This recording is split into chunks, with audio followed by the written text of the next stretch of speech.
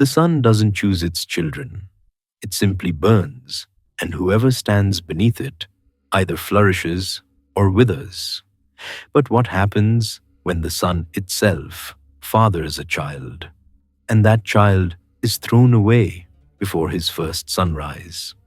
So, before you get comfortable, take a moment to like the video and subscribe, but only if you genuinely enjoy what I do here. And let me know in the comments where you're tuning in from and what time it is for you. It's always fascinating to see who's joining us from around the world. Now, dim the lights. Maybe turn on a fan for that soft background hum. And let's ease into tonight's journey together. You're standing on the banks of the Ganga, not the Ganga of postcards and pilgrimage brochures, the real one, the one that moves like something alive, dark water catching the last bronze light of evening. The air smells of river mud and wood smoke, and the jasmine someone planted near the cremation grounds upstream. Your feet are bare. The sand is still warm from the day's heat, but cooling now, cooling fast. Somewhere behind you, oil lamps are being lit in village windows. Children are being called inside. The boundaries between worlds grow thin at this hour. That's why the old stories were always told at night. Not because darkness makes things scarier, though it does, but because darkness makes things true. In daylight, you can pretend the world is simple, that good people win and bad people lose, and everyone gets what they deserve. Night knows better. Tonight, we follow a man who was born wearing armor, literal armor, golden, fused to his skin, impossible to remove, divine protection from a divine father. You'd think that would be enough.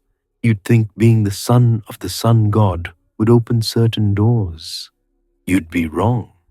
This is the story of Karna, and if you've heard his name before, you probably know the broad strokes. The great warrior, the tragic hero, the man who fought on the wrong side of the Mahabharata's apocalyptic war. But knowing the outline of a life is not the same as walking through it. Tonight, we walk through it. From the river where he was abandoned to the battlefield where he fell. From the mother who couldn't keep him to the mother who chose him to the mother who finally told him the truth. Decades too late. The Mahabharata is full of heroes. Arjuna, the perfect archer. Bhima, the unstoppable force. Yudhishthira, the righteous king who somehow kept gambling anyway. They're born into the right family, trained by the right teachers, supported by the right god at the right moment. Karna has none of that.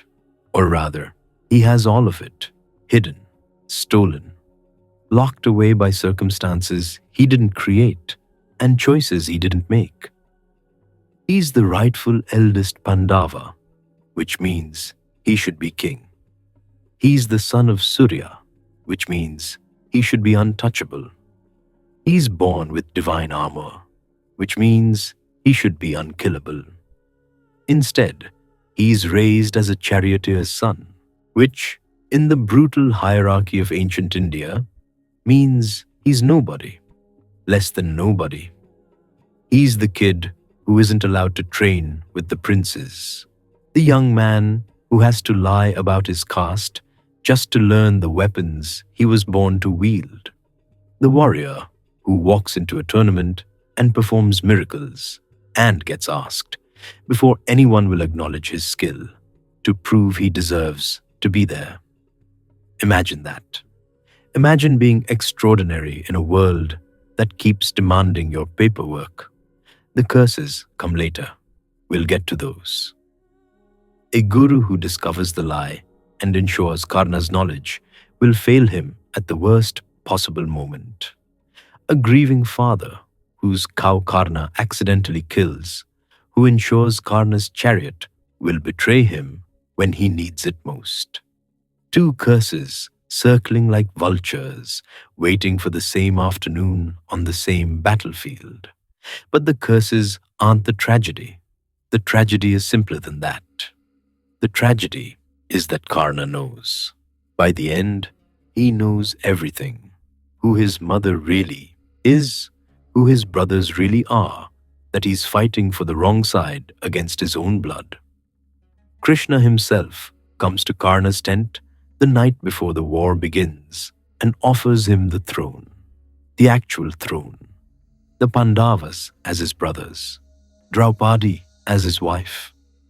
Everything he was denied, handed to him in a single conversation. He says no, not because he doesn't want it, not because he doesn't understand what he's giving up, but because Duryodhana, the Kaurava prince, the villain of this story, by most accounts, was the one person who looked at Karna when he was nobody and said, "You are somebody to me." Loyalty is a strange thing. It doesn't always flow toward the people who deserve it.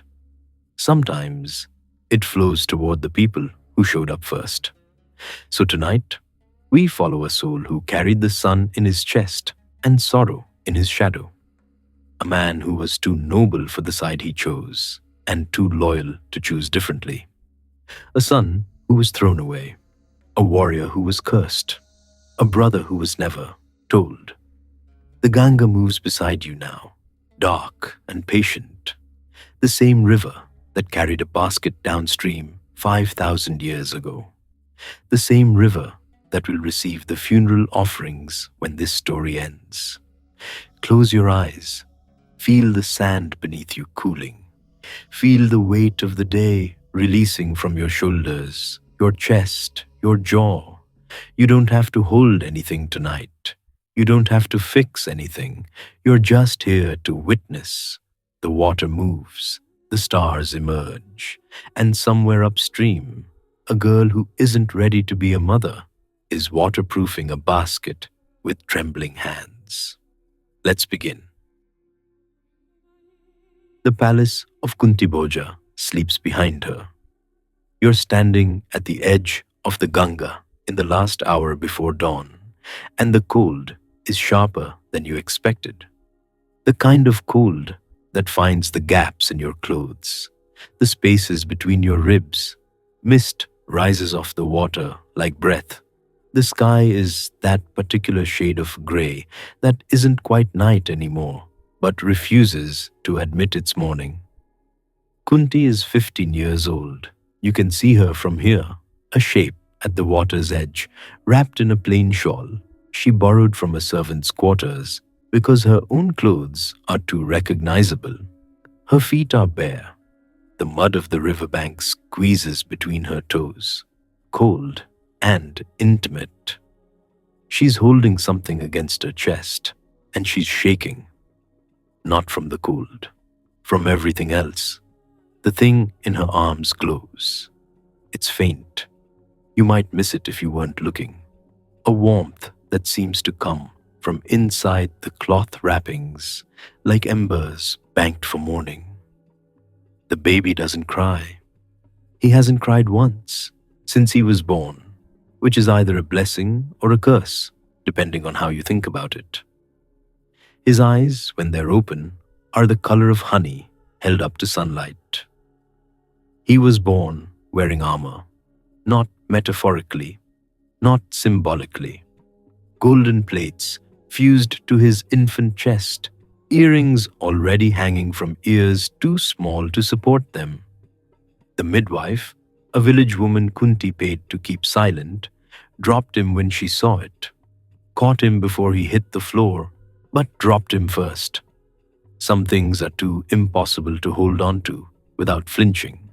Kunti hasn't put him down since. Here's what happened, because the story makes no sense without it. A year ago, maybe a little more, the sage Durvasa came to her father's court. Durvasa, whose temper is legendary, whose curses have unmade kingdoms, whose satisfaction is nearly impossible to earn. Kunti was assigned to serve him.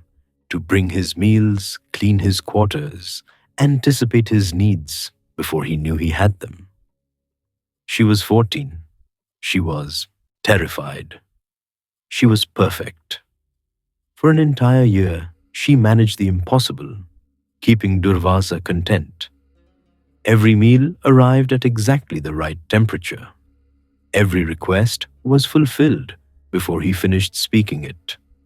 Every potential irritation was smoothed away before it could crystallize into rage.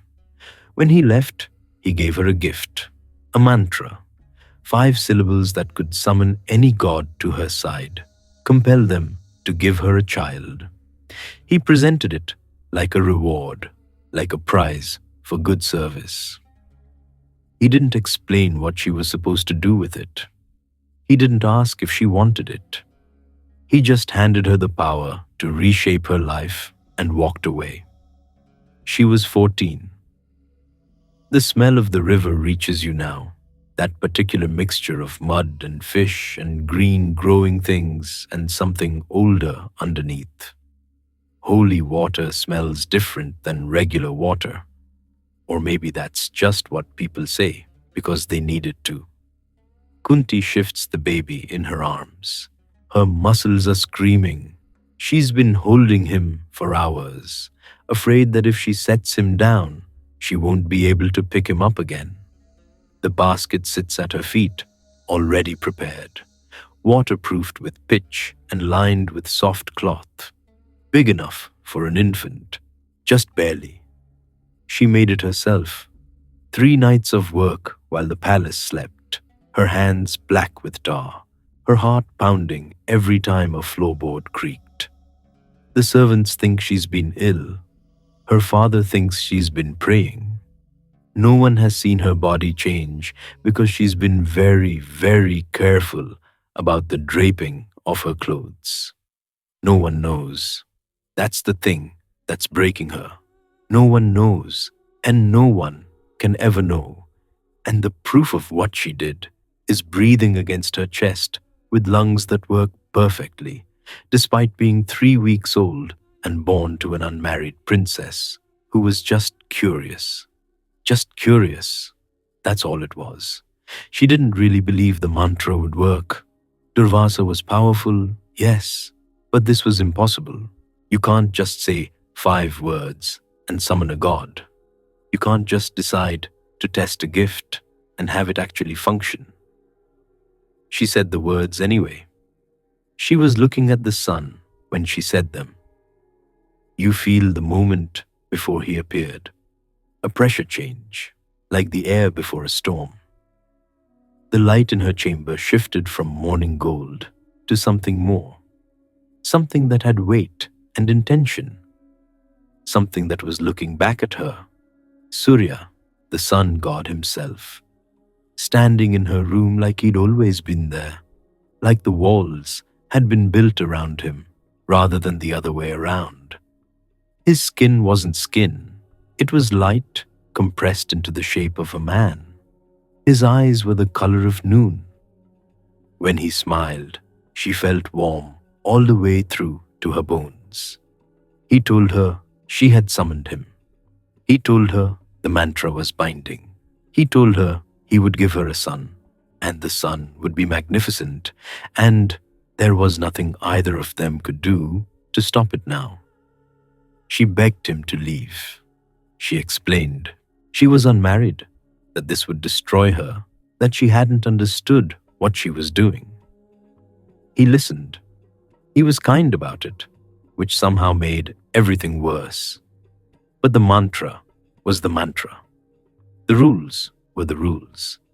Even gods have constraints. The son would come. He would be born with divine armor that no weapon could pierce.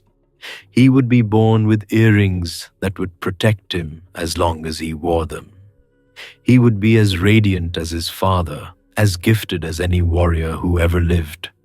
And he would carry the sun's blessing in his blood forever. Then Surya left, and Kunti was alone with the consequences of curiosity. The sky is lightening now. You can see it happening.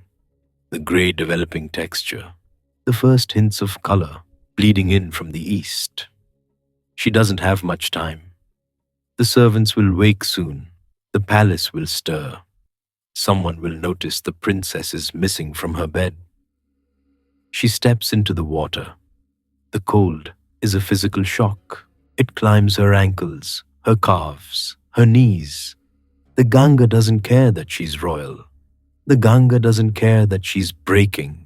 The river just moves, patient and eternal, carrying whatever falls into it toward the sea. The baby opens his eyes. You're close enough now to see them. Those impossible honey gold eyes, too aware for a newborn, too calm. He looks at his mother. He doesn't cry. He doesn't reach for her. He just looks like he already understands what's about to happen and has decided not to make it harder than it has to be. Kunti's knees buckle. She catches herself on nothing, somehow stays upright, somehow keeps holding him. The sound that comes out of her isn't quite a sob.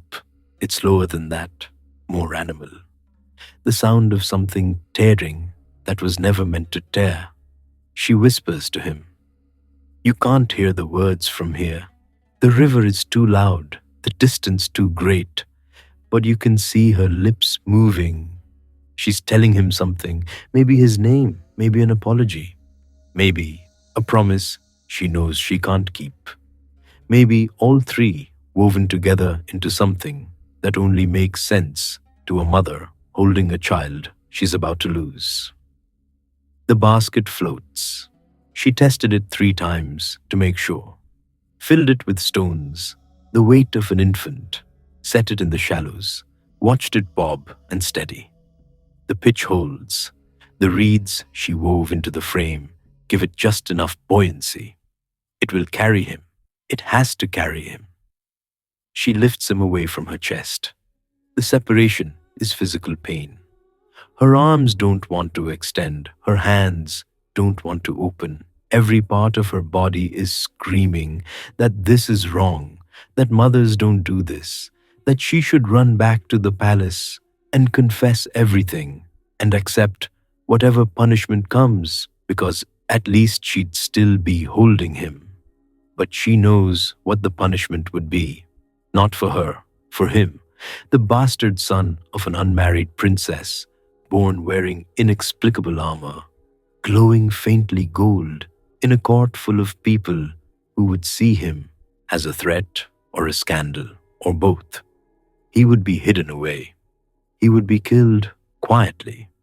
He would be raised in shame, defined forever by the circumstances of his birth, rather than the content of his character. At least this way, there's a chance. The basket receives him like it was always meant to. The cloth she lined it with is soft against his back. The sides are high enough to block the wind, but low enough that he can see the sky. She tucks a small blanket around him, then another. She adjusts the folds until they're perfect. She's stalling. She knows she's stalling. The sun crests the horizon. You feel it before you see it, the first ray of actual dawn breaking over the trees on the far bank. The light catches the baby's armor and blazes. For one moment, the basket is a small sun floating at the edge of the river, and Kunti has to look away because it's too much, because she's sending her son back to his father, because the sun is rising and she's still standing in the water. And if she doesn't do this now, she never will. She pushes the basket into the current. It catches immediately. The Ganga is gentle here, but it's still the Ganga. It has places to go, and it takes what it's given. The basket spins once, steadies, and begins to move downstream. The baby's face is still visible. Those golden eyes are still open. He's still not crying. Kunti watches until she can't see him anymore. It takes longer than you'd expect. The current is slow, and the basket is light, and the mist hasn't fully lifted yet. She stands in the water with her arms empty and her chest hollow, watching a small dark shape grow smaller against the silver of the river. She whispers something else. You still can't hear it. Maybe it's his name, the one she chose in the dark hours when she was still pregnant, the one she'll never get to call him by. Maybe it's a prayer to the river itself, asking it to be kind. Maybe it's just goodbye, repeated over and over until the word loses meaning. The basket disappears around a bend. Kunti stands there for a long time after. The water rises to her waist as the morning current strengthens. She doesn't seem to notice. She's watching the empty river, like he might come back, like the Ganga might change its mind, like the whole thing might turn out to be a dream she's about to wake from. It isn't. The sun climbs higher. The palace begins to stir. Somewhere behind her, a servant is probably wondering why the princess's bed is empty. Somewhere ahead of her, a basket is floating past fishing villages and temple ghats and farmers collecting water for their morning rituals. She turns back to the shore. Her feet are numb. Her shawl is soaked. Her face has the particular blankness of someone who has just done something impossible and hasn't figured out how to feel about it yet. She walks back to the palace like nothing happened. She climbs through the window she left open. She changes into dry clothes and hides the wet ones. She lies down in her bed and stares at the ceiling. She's 16 years old and she just gave away her firstborn son to a river. She will marry Pandu. She will use the mantra 3 more times, properly this time, with permission, with legitimacy. She will have Yudhishthira and Bhima and Arjuna, and she will raise them in palaces, and she will watch them become princes and warriors and kings. She will never tell anyone about the boy in the basket. Not her husband, not her other sons, not the priests or the counselors or the friends she makes over the decades. She will carry the secret like a stone in her chest, and it will grow heavier every year, and she will never set it down. The basket drifts for hours. The sun tracks across the sky, warming the cloth, keeping the baby comfortable. He sleeps through most of it. The rocking of the water is soothing, and he's only 3 weeks old, and the world is still mostly darkness and warmth and the sound of his own heartbeat. He doesn't know he's been abandoned. He doesn't know his mother is miles upstream, pretending nothing happened. He doesn't know his armor marks him as divine, or that his earrings will someday be bargained away. He's just a baby in a basket, floating down a river, waiting for whatever comes next.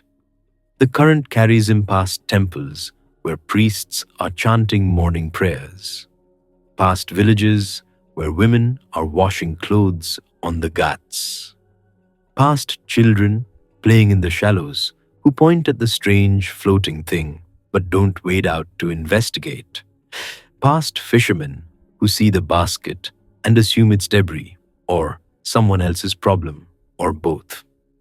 By afternoon, the basket catches in the reeds near a small village. The sun is high and hot. The baby is awake now, hungry for the first time since his birth, starting to fuss in the way that newborns do when they need something and can't explain what. His small sounds carry across the water, not quite crying, not yet, but close. A woman is collecting water at the river's edge. Her name is Radha. She's the wife of a charioteer named Adhiratha, and they've been trying to have children for years without success. She comes to this spot every morning and every afternoon, filling clay pots, carrying them home on her hip. The work is hard, and the days are long, and she's stopped hoping for anything to change. She hears the sound before she sees the basket. You're with her now, feeling the weight of the empty pot in her hands, the heat of the afternoon sun on her shoulders, the way her heart skips when she realizes the sound is coming from the water. She wades out. The reeds part around her legs. The basket is caught in a tangle of roots, spinning slowly, and inside is a baby wearing golden armor, a baby with earrings that catch the light, a baby who looks up at her with honey-colored eyes and stops fussing immediately, like he was waiting for exactly this face. Radha drops the pot. It doesn't matter. Nothing matters except this impossible gift the river has just placed in her hands. She lifts him out of the basket, and he's warm, too warm, like he's been lying in sunlight all day, which he has, and he's perfect, and he's hers. She doesn't know who left him. She doesn't know why. She doesn't care. The river gives, the river takes. Today, the river gave her a son. She carries him home to show her husband, already planning what to name him, already loving him with the fierce, desperate love of someone who has wanted something for so long that receiving it feels like a miracle. It is a miracle. It's also a tragedy. It's also the beginning of a story that will shake the world. But right now, in this moment, it's just a woman holding a baby, walking home in the afternoon light, grateful beyond words for what the water brought her. The basket stays caught in the reeds. Eventually, the current will take it. Eventually, it will sink or wash ashore or become part of the river itself. No one will ever know what it carried. No one will ever connect it to the princess miles upstream who is lying in her bed, staring at the ceiling, trying to forget. The sun moves across the sky. Somewhere, Kunti is pretending to be fine. Somewhere, Radha is introducing her husband to their new son. Somewhere, the Ganga keeps flowing, patient and eternal, carrying secrets toward the sea. And in a charioteer's modest home, a golden child is about to learn what it means to be loved by people who chose him, and what it costs to be rejected by a world that never will. The smell of horses is the first thing you know. Before language, before memory, before you understand what it means to be different, there's the warm animal scent of the stables, the soft whickering in the dark, the way your father's hands smell of leather and sweat when he lifts you onto his shoulders. This is home, a modest house near the royal stables of Hastinapura, where Adhirata serves as charioteer to the king. The walls are mud brick, whitewashed twice a year. The roof leaks in monsoon season. The courtyard is small but clean, swept every morning by your mother before the sun clears the tree line. Your mother, Radha. She's the warmth at the center of everything, the soft lap where you fall asleep, the voice that hums while grinding grain, the hands that check your forehead when you're feverish, that braid flowers into garlands for the household shrine, that hold yours when you're frightened of thunder. She chose you. You don't know this yet, not consciously, but you feel it in every gesture. The way she looks at you like you're the answer to a prayer. The way she holds you a little too tight sometimes, as if she's afraid the river might come back and reclaim you. The creak of chariot wheels becomes your lullaby. Your father works long hours. The king's horses don't feed themselves, and the royal chariots need constant maintenance. But when he comes home, smelling of hay and honest labor, he always has time to swing you up, to let you help oil the leather straps. to tell you stories about the great warriors he's driven into battle. You're loved, completely, unconditionally, without reservation. It's the other thing that's complicated. The armor appears when you're bathed. Your mother scrubs you in the courtyard, water from the well splashing cool against the afternoon heat. And there it is, that faint golden shimmer across your chest and back, like light caught under skin. She scrubs harder, as if she can wash it away. She can't. She doesn't speak of it. Neither does your father. Neither do the neighbors, though their eyes linger a moment too long when you run shirtless through the summer heat. Everyone pretends not to notice the way you glow faintly at dawn and dusk, the way the earrings you were born wearing. Who is born wearing earrings? Catch light that isn't there. You learn early that some things are not discussed. This becomes a pattern. The questions you can't ask, the answers no one will give. Where did you come from? Why do you look like this? Why do the other children stare? Your parents love you. That's not in question. But love doesn't explain everything. Love doesn't tell you why you were floating in a river. Love doesn't tell you why your skin shimmers gold when you stand in direct sunlight, or why you feel a strange pull in your chest every morning when the sun rises, as if something inside you is answering a call you can't hear. You're 5 years old and you already know you're different. You're 5 years old and you already know that different is dangerous. The other children teach you what you are. Not directly. Children are rarely direct about cruelty. They're more creative than that. It's the games you're not invited to, the circles that close when you approach, the whispers that stop just as you get close enough to hear. Sutaputra, Charioteer's son, low-born. You hear it first from a merchant's boy, thrown like a stone. You don't understand the word, but you understand the tone. You understand the laughter that follows. You understand the way your face burns and your hands clench, and something hot and bright rises in your chest. Your father finds you crying behind the stables that evening. He sits down in the straw beside you, smelling of horses and leather, and he doesn't ask what happened. He already knows. He's been waiting for this day. He explains gently what caste means, what Varna means, where your family sits in the great order of things. Sutas, charioteers, bards, those who serve warriors, are not warriors themselves. They are honored, useful, necessary, but they are not kshatriyas. They do not fight. They do not rule. They do not learn the arts of war. You ask why. He doesn't have an answer, or rather, he has the answer everyone has, because that's the way it is, because that's how it's always been, because Dharma requires each person to fulfill their own role and not another's.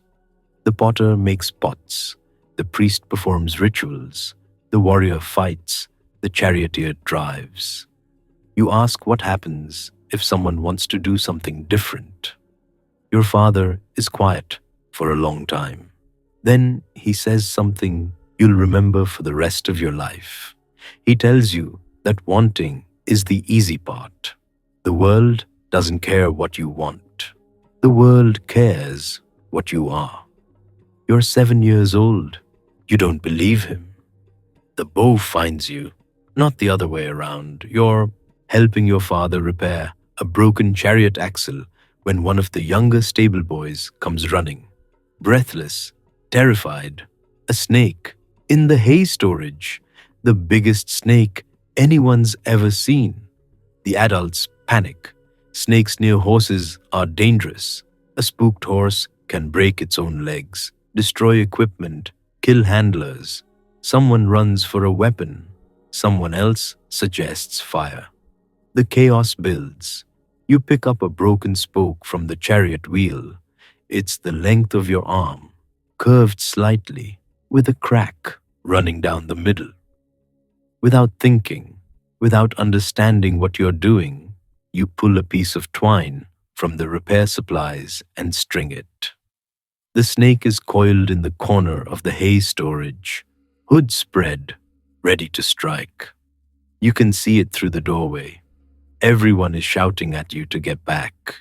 You don't get back. The twine hums. The spoke bends. Something in your chest settles into place, like a key turning in a lock you didn't know existed. The broken spoke flies true. It pins the snake's head to the wooden beam behind it, dead before it knows what happened. Silence. Complete, shocked silence. Your father stares at you. The stable boys stare at you.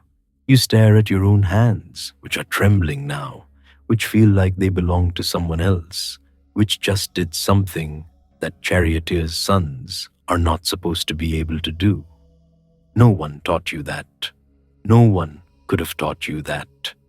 You've never held a bow in your life. But your hands knew. Your eyes knew. Your body knew. And now everyone else knows too. The training grounds sit on the eastern edge of Hastinapura, where the morning sun hits first. You're not supposed to be here. Suitors don't train with weapons. Suitors don't learn the martial arts. Suitors drive the chariots while better men fight from them. But you come anyway. Every morning, before your duties begin, you slip through the servants' passages and find a spot in the shadows where you can watch. The princes of the Kuru dynasty train here. All of them, the 100 sons of Dhritarashtra, the 5 sons of Pandu, Duryodhana with his mace, already brutal at 12, Bhima with his impossible strength, lifting weights that grown men struggle with, Yudhishthira, serious and careful, learning the forms with mathematical precision, and Arjuna. You watch Arjuna the way a starving man watches a feast. He's your age, maybe a year younger, but he moves like water, like wind, like something that doesn't obey the same rules as other bodies. His arrows fly so fast you can barely track them. His stance is perfect. His focus is absolute. Drona, the great teacher, watches Arjuna the way your mother watches you, with pride, with wonder, with the certainty that he's witnessing something exceptional. You understand that look.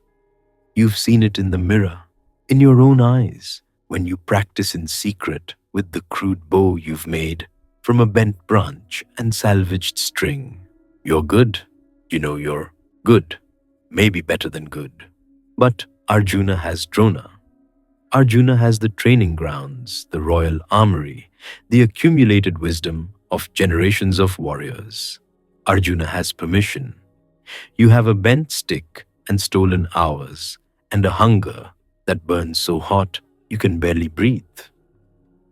You practice in the forest, dawn before anyone wakes, dusk when your duties are done. You find a clearing far enough from the stables that no one can hear the thwack of arrows hitting trees, the grunt of effort as you draw and release, until your fingers bleed and your shoulders scream, and you can barely lift your arms. Your mother notices the calluses forming on your hands. She notices the way you wince when you reach for things. She notices you slipping out before dawn and returning exhausted after dark. She doesn't say anything. She just starts leaving food wrapped in cloth by your sleeping mat. Something you can eat quickly, quietly, before you disappear into the trees. She knows. Of course she knows. Mothers always know. She's afraid for you. You can see it in her eyes when she thinks you're not looking. This path you're walking leads nowhere good. Suitors who forget their place don't prosper. Suitors who reach above their station get pushed back down, hard. But she doesn't stop you. Maybe she can't. Maybe she sees that burning thing in your chest and knows that trying to extinguish it would only make it burn hotter. Or maybe she just loves you too much to deny you the one thing that makes you feel alive. The other boys find your clearing. 3 of them, sons of minor nobles, old enough to know better, young enough to think cruelty is strength. They've been watching you, apparently, following you, waiting. They stand at the edge of the trees, arms crossed, smirking. One of them has a real bow, proper wood, proper string, proper everything. He holds it like a trophy. The leader speaks first. He says he's heard the charioteer's son thinks he's a warrior. He says he's heard you come out here to play with sticks and pretend to be something you're not. He asks if you know what they do to suitors who forget their place. You could run. The thought crosses your mind. 3 against 1, and they're older, bigger, better equipped. But that old ache settling between your ribs won't let you run. It never lets you run. You tell them to leave. Your voice doesn't shake. You're surprised by that. They laugh. The leader knocks an arrow, a real arrow, steel-tipped, designed to kill. He says he's going to teach you a lesson about knowing your place. He draws. He aims at the crude target you've set up, a circle of charcoal on a tree trunk. He releases. The arrow flies wide, not terribly wide, but wide enough. It thuds into the bark a hand's breadth from the target. He blushes.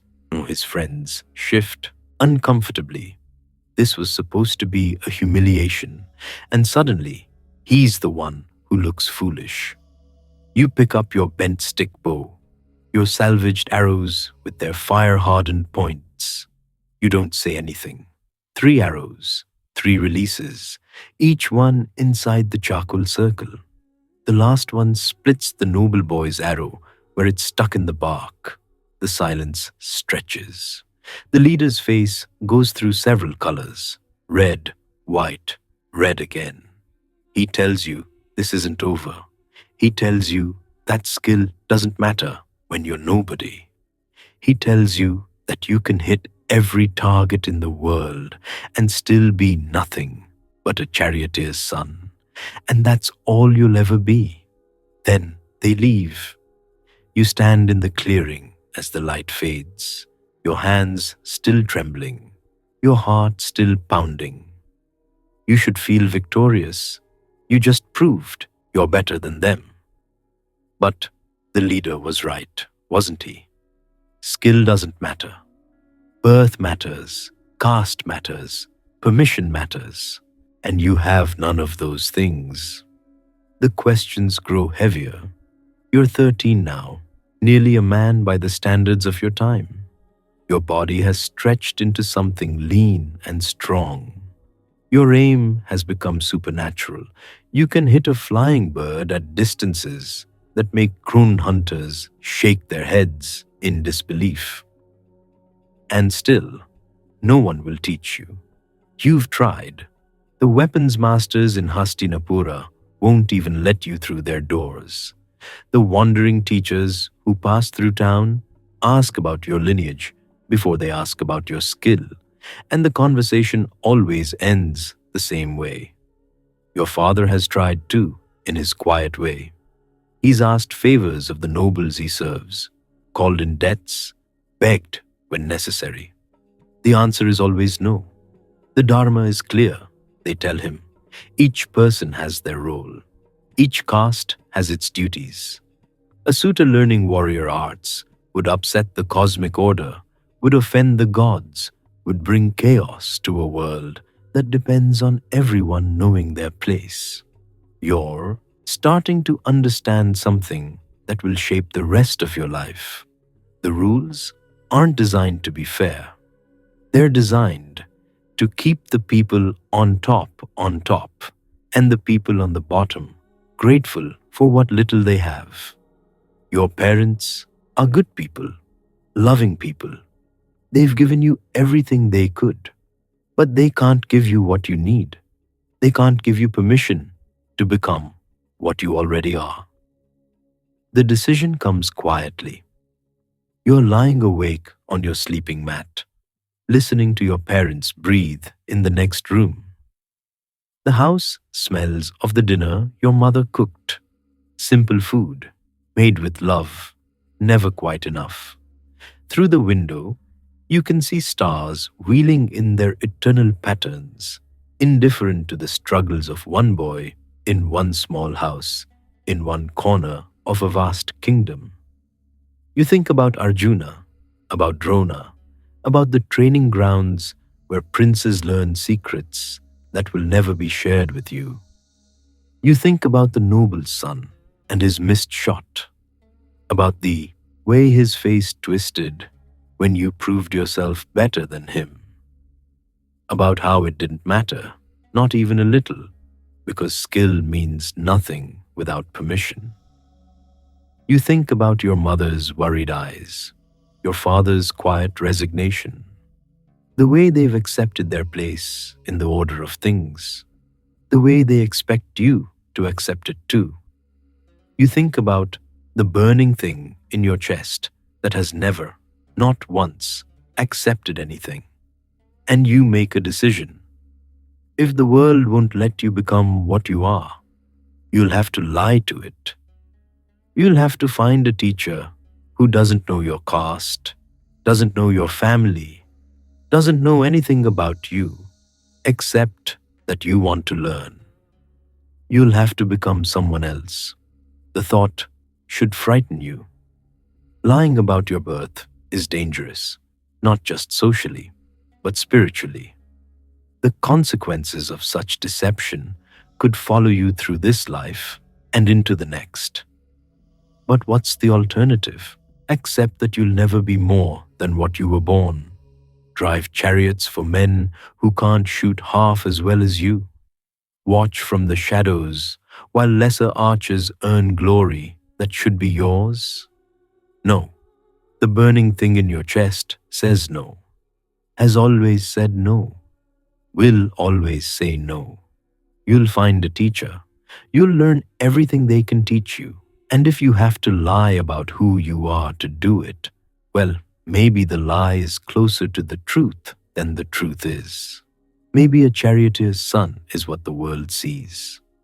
But a charioteer's son isn't what you are. You don't know what you are yet, but you're going to find out.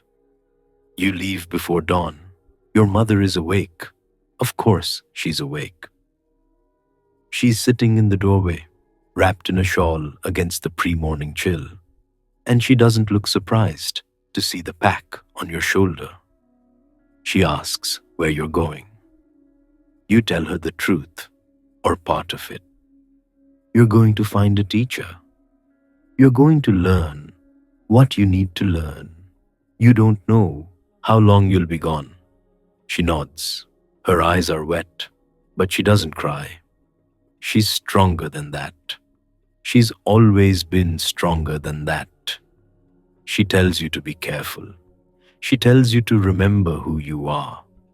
She tells you that no matter what happens, no matter where you go, no matter what you become, you will always be her son. The river brought you to her, and nothing can undo that.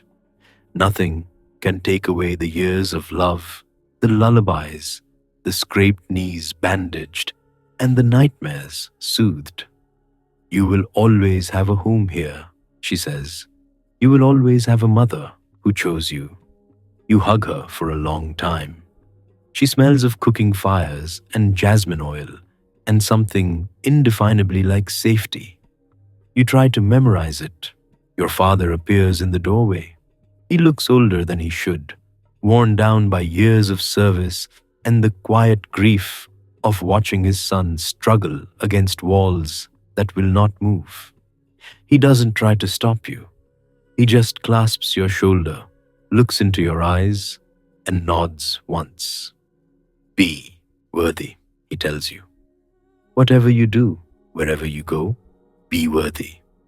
You walk away as the first light breaks over the horizon. You don't look back.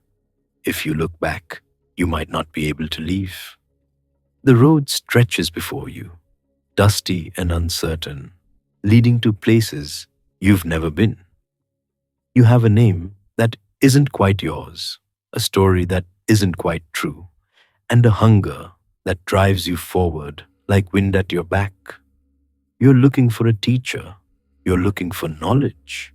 You're looking for the power to become what you already know you are. He walks for weeks through forests, across rivers, up into mountains where the air grows thin. He's looking for a teacher who won't ask about his caste. And somewhere in those mountains, in an ashram where the warrior sage Parashurama has sworn to teach only Brahmins, a young man with golden armor hidden beneath simple clothes is about to tell the most dangerous lie of his life. But one curse is never enough for a man like Karna. The second comes from a gentler source. The mountains rise around you like sleeping giants. The air tastes different here, thinner, cleaner, touched with pine resin and wood smoke. You've been climbing for 3 days, following rumors and half-remembered directions from pilgrims you met on the road. Parashurama's ashram, the warrior sage who carries an axe that has tasted the blood of every kshatriya on earth 21 times over, the man who swore a vow after his father's murder he would cleanse the world of the warrior caste, generation after generation, until the earth itself cried out for mercy. He stopped killing long ago. Now he teaches, but only Brahmins, only those born to the priestly caste, only those whose hands are meant for mantras rather than murder. You are not a Brahmin. You know this. You've always known this, the way you know the sun rises and water flows downhill. But you've also learned something else in your years of being turned away. People believe what they're told if you tell it with enough conviction. The lie sits in your throat like a stone. You've practiced it for days, shaping the words until they feel almost natural. You are a Brahmin. Your father was a priest in a distant village. You've come seeking knowledge of the divine weapons, the astras that can summon fire and wind, and the wrath of gods themselves. It's not entirely false. You don't know who your father was. Maybe he was a Brahmin. Maybe the golden armor you hide beneath rough-spun cloth came from priestly blood rather than warrior lineage. Maybe the lie is actually the truth, and the truth everyone believes is the real deception. You tell yourself this as you climb the final ridge. You almost believe it. The ashram appears through the morning mist like a dream made solid. Simple huts arranged in a clearing, a fire pit at the center, smoke rising in a steady column toward heaven. Students moving between buildings with the quiet purpose of those who know exactly what they're supposed to be doing. And there, seated on a flat stone beneath an ancient banyan tree, is the man you've come to find.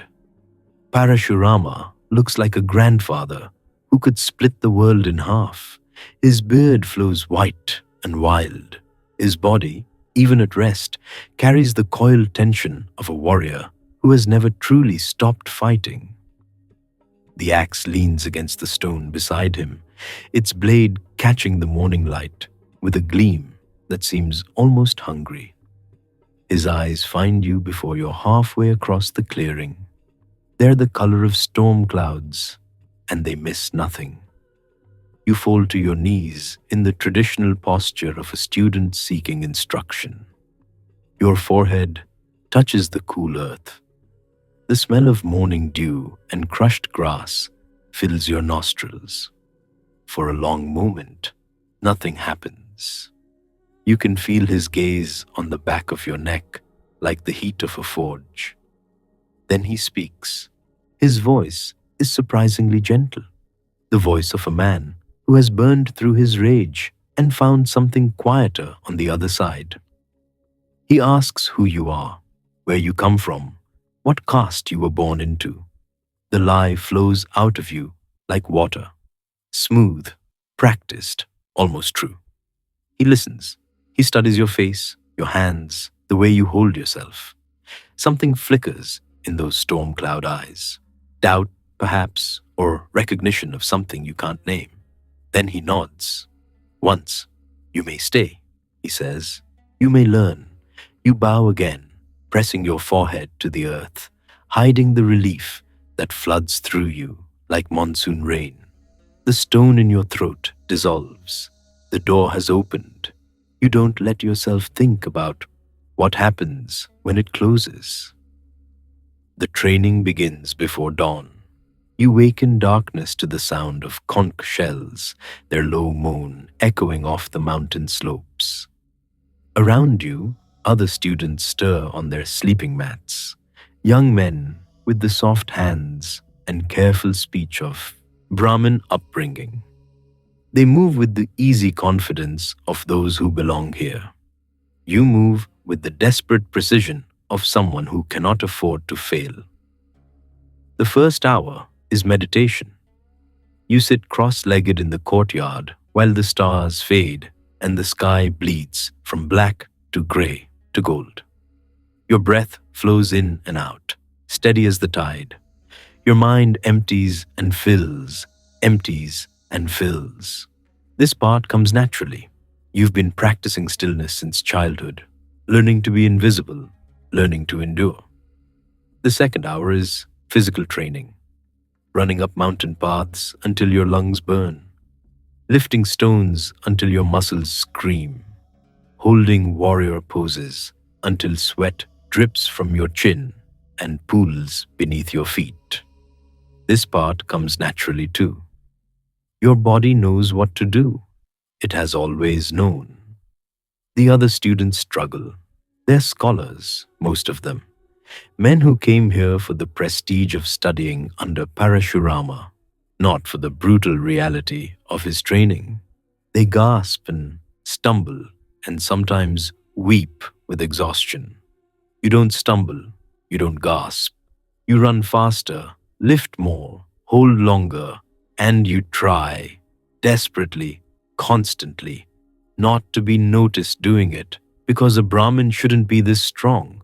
A priest's son shouldn't move like a warrior. Every display of physical excellence is a crack in your disguise, a whisper of doubt in Parashurama's mind. So you learn to fail strategically. You stumble when you could run. You drop weights you could easily carry. You collapse from poses you could hold for hours. It's harder than succeeding. Pretending to be less than you are takes more energy than simply being what you are. But you do it.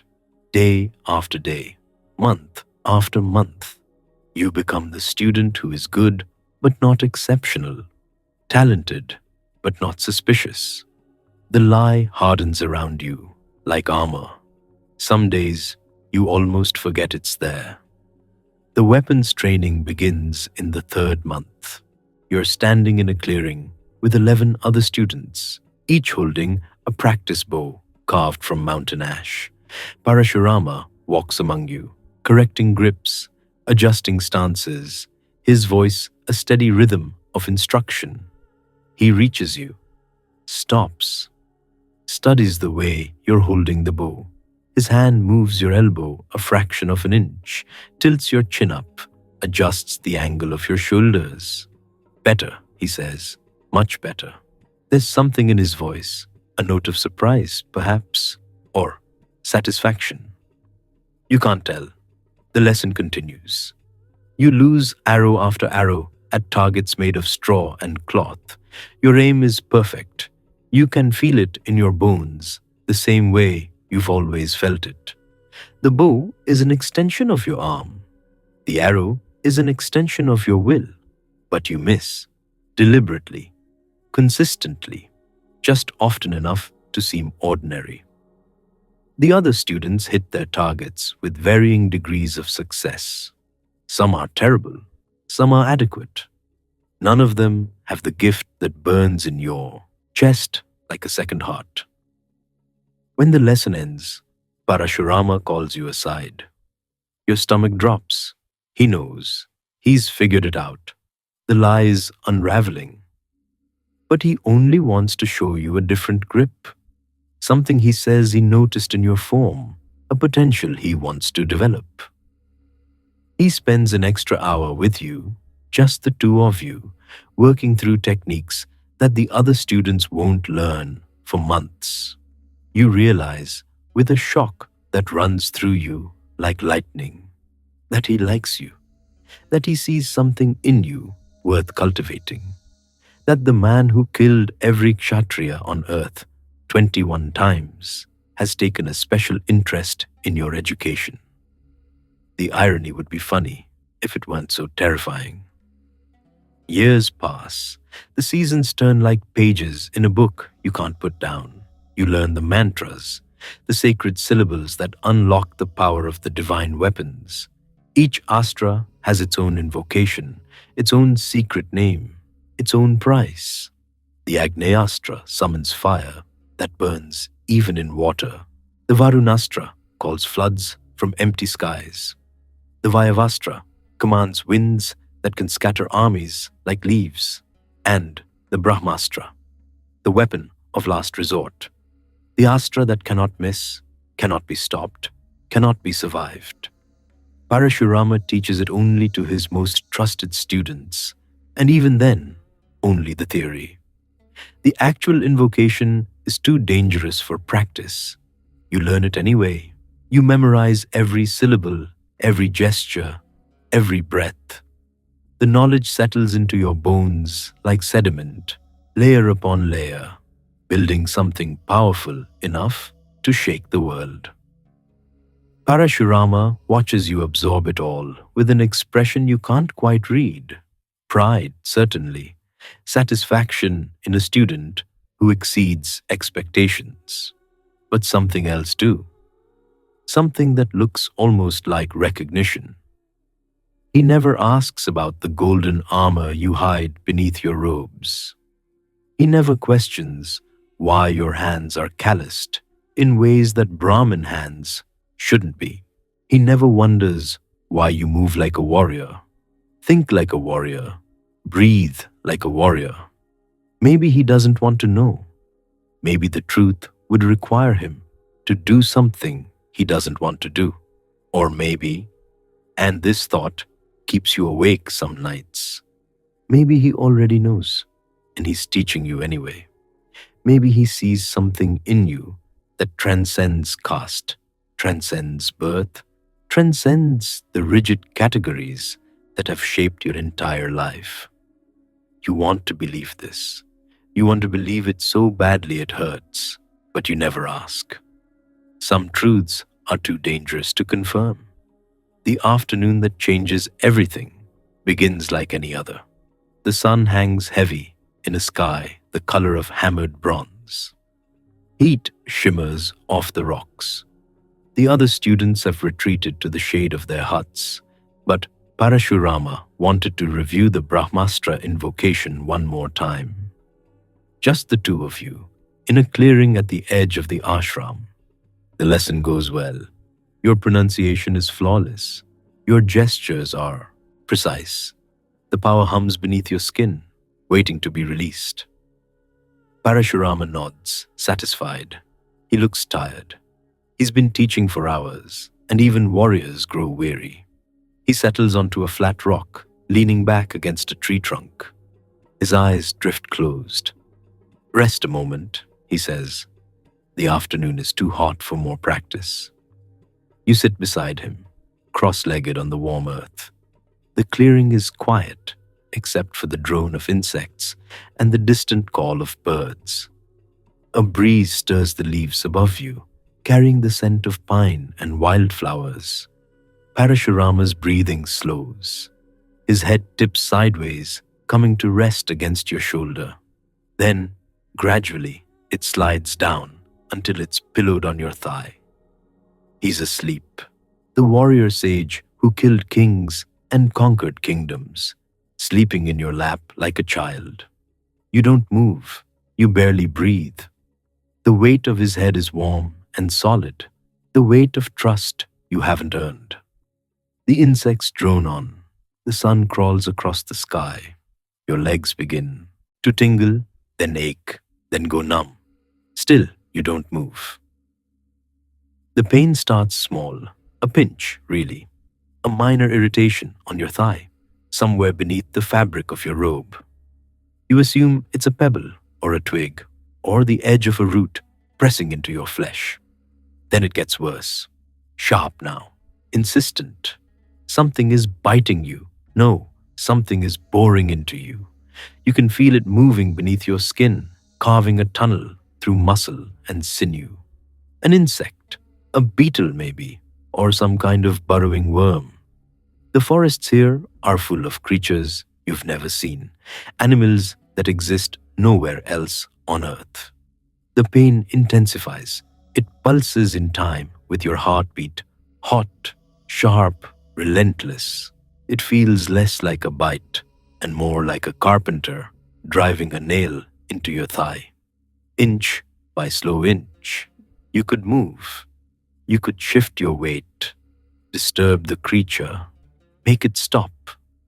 All you have to do is adjust your position by an inch. But Parashurama's head is heavy on your lap. His breathing is slow and steady. His face, in sleep, looks almost peaceful. The face of a man who has finally found rest after centuries of violence. If you move, you wake him. If you wake him, you disturb his peace. If you disturb his peace, you fail as a student. You don't move. The creature burrows deeper.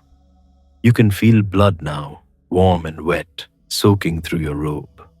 The pain is extraordinary. It fills your entire body, radiating outward from your thigh like ripples in a pond. You clench your jaw until your teeth creak. You dig your fingers into the earth on either side of you. You focus on your breathing, in and out, in and out, the way you learned in those first dawn meditations. You don't move. Time stops meaning anything.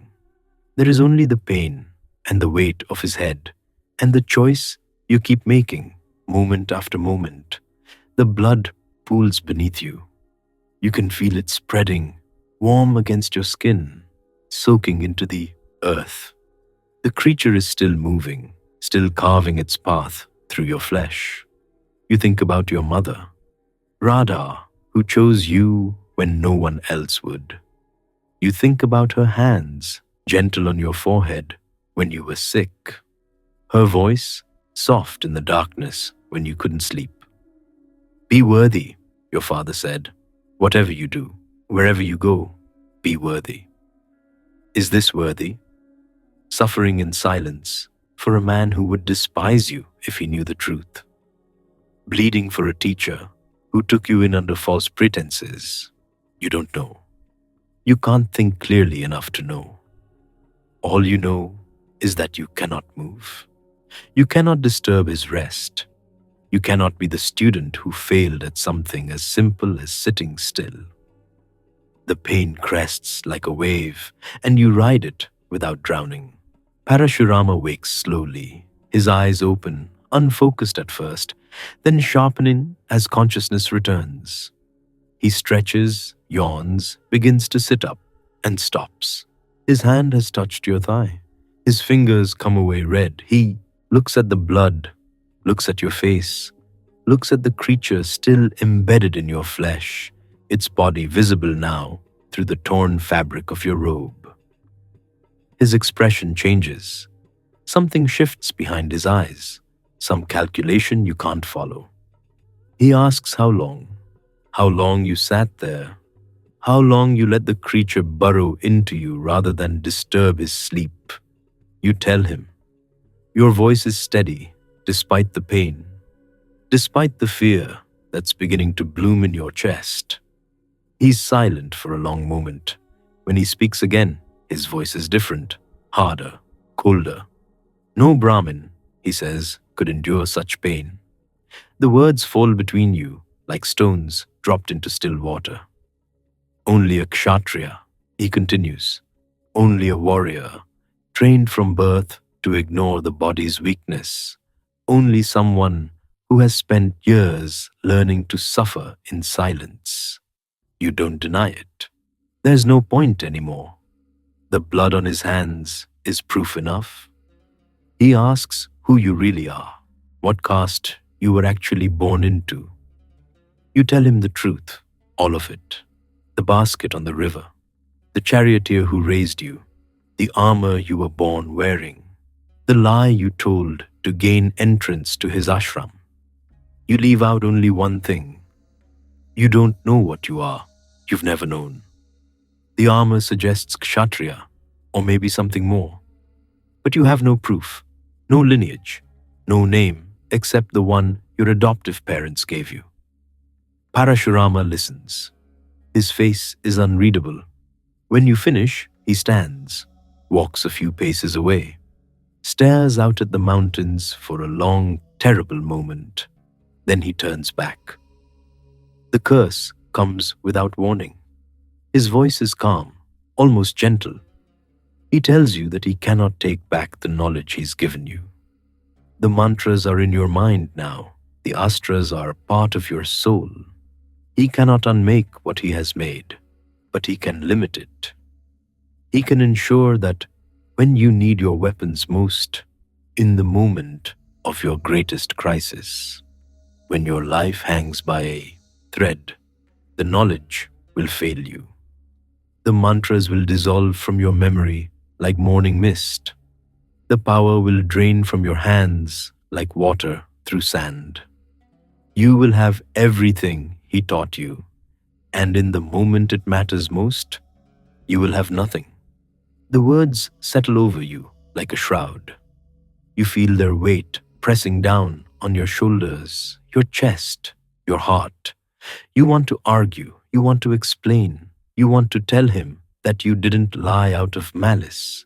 You lied out of desperation, out of hunger, out of the bone-deep need to become what you already know you are, but you don't. Because he's right. You deceived him. You took his trust and used it for your own purposes.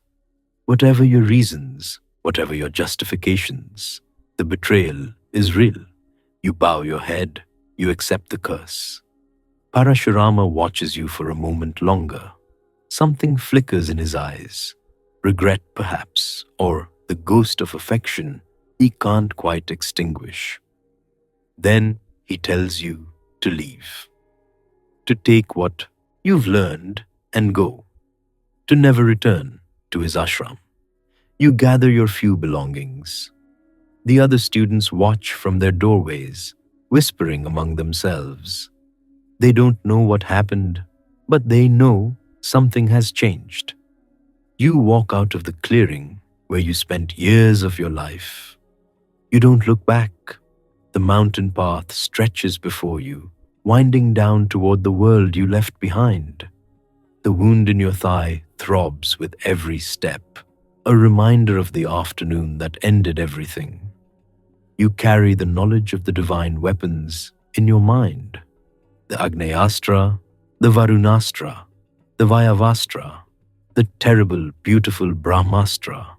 You carry the curse in your heart. Somewhere ahead, there's a kingdom that doesn't want you. A tournament where they'll question your birth. A war where everything you've learned will be tested against everything you've lost. But that's later. For now, there's just the path and the pain and the slow descent from the mountains. The sun is setting behind you. Your shadow stretches long and thin across the rocks. In a few hours, you'll reach the foothills. In a few days, You'll be back among people who see only the charioteer's son, the low-born pretender, the boy who doesn't belong. They don't know what you carry. They don't know what you've become. They don't know that the curse is already ticking, counting down toward a moment you can't see yet. A battlefield, a chariot, a wheel sinking into cursed earth. You keep walking, one foot in front of the other. The ashram disappears behind you. The knowledge stays. The curse stays. And somewhere in the gathering darkness, you begin to understand something that will take years to fully accept. You can become the greatest warrior in the world, and it still won't be enough. You can master every weapon ever forged, and the universe will still find a way to take it from you when you need it most. But you don't stop. You can't stop. Because stopping means accepting that the world is right about you. That birth determines worth. That a charioteer's son can never be more than what he was born to be. You refuse to accept that. You will always refuse, even if it kills you. The stars come out, one by one, as you descend into the valley. Tomorrow you'll find food, shelter, a place to let your wound heal. Tomorrow you'll start again.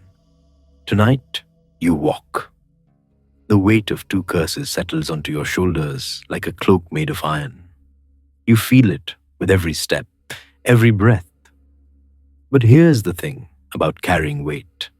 Eventually, you stop noticing it. Eventually, it just becomes part of who you are.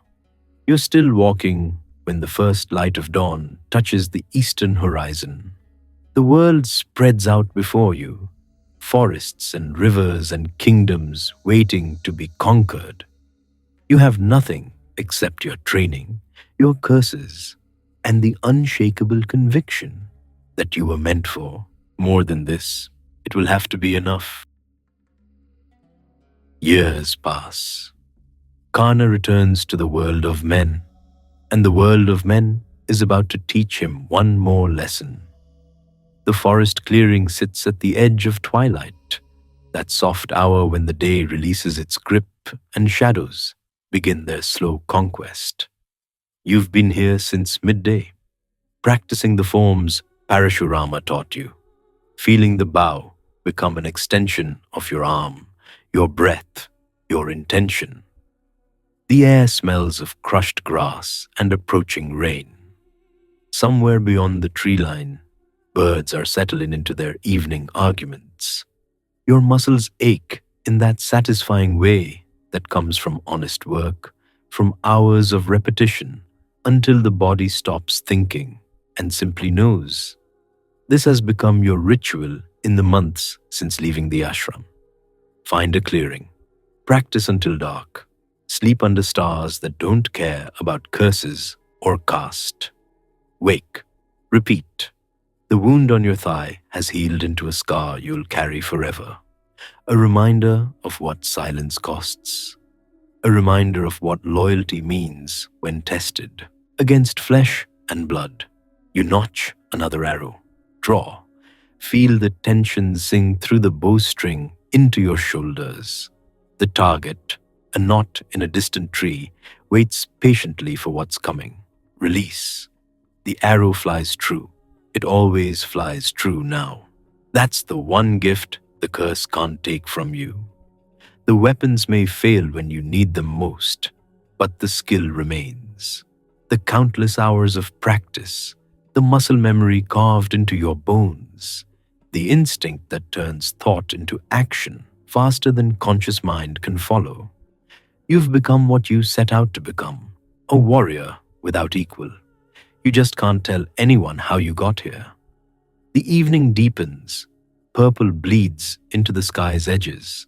You should stop soon, find water, make camp for the night.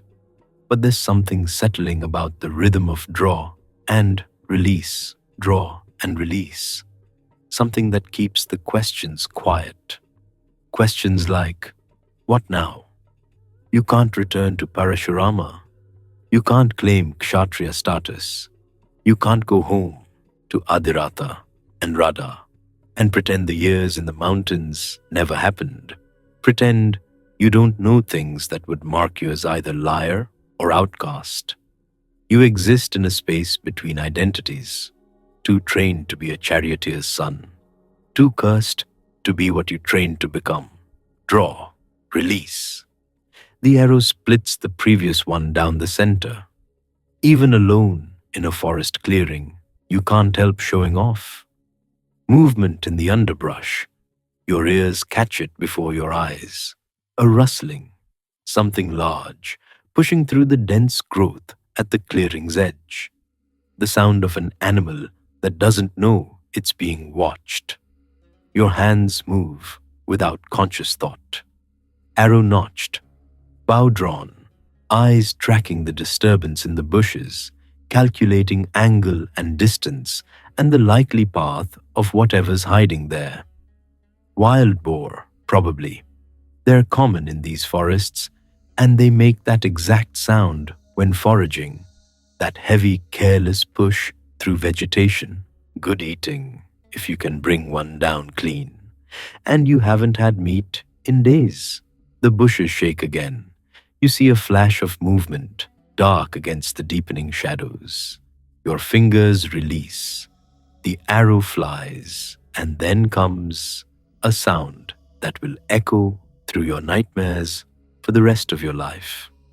Not the squeal of a wounded boar, but a scream. Human, raw with grief and rage, and something worse than either. You're running before you understand what's happened, crashing through the underbrush, branches whipping at your face, heart pounding with a dread that has no name yet. The Brahmin kneels in a small depression between the trees. His hands are covered in blood. His cow, not a boar. How could you have mistaken it for a boar? Lies on its side, your arrow buried in its throat.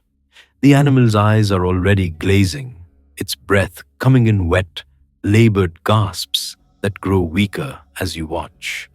The smell hits you, iron and grass, and the particular sweetness of a large animal's death.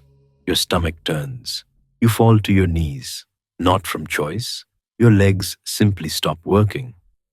The Brahmin looks up at you, and his face is a landscape of devastation that makes Parashurama's rage look like mild irritation. You try to speak. The words come out broken, inadequate. You tell him you thought it was a boar. You tell him you didn't see. You tell him you're sorry, so sorry, sorrier than you've ever been for anything in your life. The Brahmin doesn't seem to hear you. He's stroking the cow's neck, murmuring something, prayers perhaps, or just sounds of grief that have no meaning except the meaning of loss. You watch the cow die. It takes longer than you expected. Long enough for the full weight of what you've done to settle onto your shoulders like a physical thing. This was his only cow. You know this the way you know the sun rises in the east.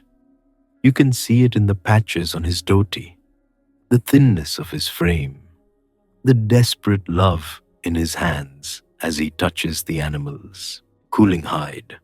This cow was everything: milk for his children, ghee for his rituals, the difference between poverty and destitution.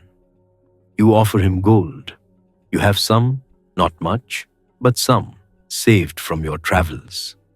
He doesn't respond. You offer him cattle. You'll work, you say. You'll earn enough to buy him 10 cows, 20, 100, whatever it takes, however long it takes. He still doesn't respond. His hands keep moving over the dead animal's flank, and his lips keep moving in that soundless litany of grief. You offer him your service, your life, if he wants it. You'll be his servant forever, you say. You'll do whatever he asks. Just tell you how to make this right.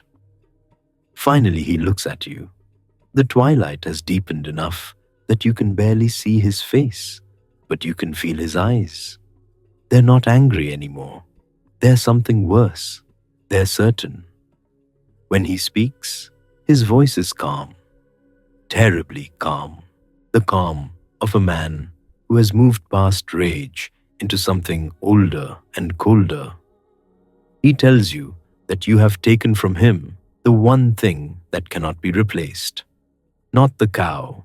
Cows can be bought and sold. What you've taken is the future, his children's milk, his family's security, the small, fragile margin between survival and starvation. You try to interrupt, to offer again, to promise anything. He raises one hand and you fall silent. He tells you that because you have done this thing, killed a helpless creature in a moment of carelessness, without looking, without certainty, you will know what it feels like. When your moment of greatest need arrives, when your life hangs in the balance and everything depends on your skill and your weapons and your chariot, the earth itself will betray you.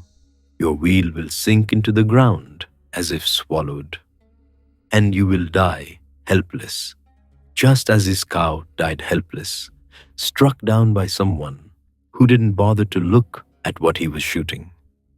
The words land like physical blows, each one precise, each one impossible to deflect.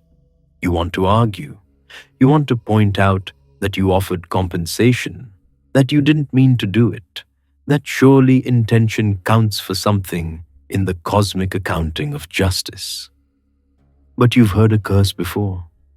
You know what they sound like, and you know, with a certainty that settles into your bones like winter cold, that this one will come true. The Brahmin rises. He doesn't look at you again.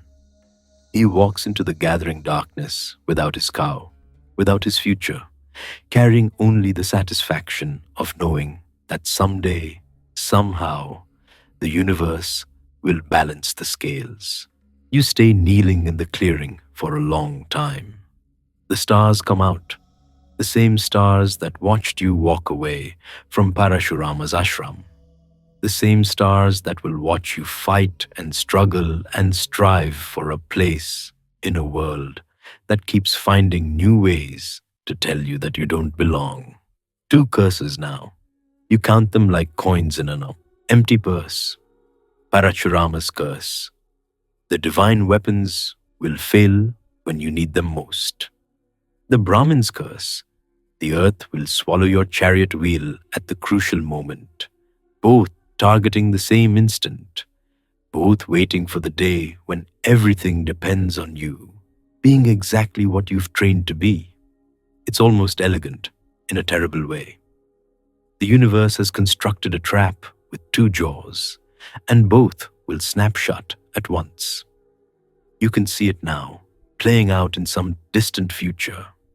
The battle that matters most, the enemy you must defeat, and your weapons dissolving into uselessness while your chariot sinks into mud that shouldn't be there. You should despair. Anyone would despair. Instead, you start to laugh. It begins as a chuckle, builds into something louder, echoes off the trees until the night birds go silent in confusion. You laugh until your ribs ache, until tears stream down your face, until you're not sure anymore whether you're laughing or weeping. Because here's what the universe doesn't understand. You were never supposed to win. From the moment Kunti, whoever Kunti is, whatever mother abandoned you to the river, set you floating in that basket, you were marked for loss. The golden armor couldn't protect you from that. The earrings couldn't change it. All the divine weapons in the world couldn't alter the fundamental fact that you were born to be discarded. And yet, you're still here, cursed twice over, trained beyond any warrior alive, carrying secrets that would destroy you if spoken and destroy you if kept. balanced on the knife's edge between greatness and oblivion. You're still here. The laughter fades. The night settles around you like a familiar blanket. Somewhere in the forest, an owl calls to its mate. You rise. Your legs work again, though they feel distant, like they belong to someone else. You walk to the dead cow, kneel beside it, and do what you can, which isn't much. You can't perform the proper rites. You're not a Brahmin, whatever you told Parashurama. But you can dig, you can bury, you can mark the grave with stones and offer what prayers you know. It takes most of the night. Your hands blister and bleed. The earth is harder than it looks, full of roots and rocks that resist your efforts. But you keep digging, because this is the only thing you can do now. The only compensation that's actually in your power to give.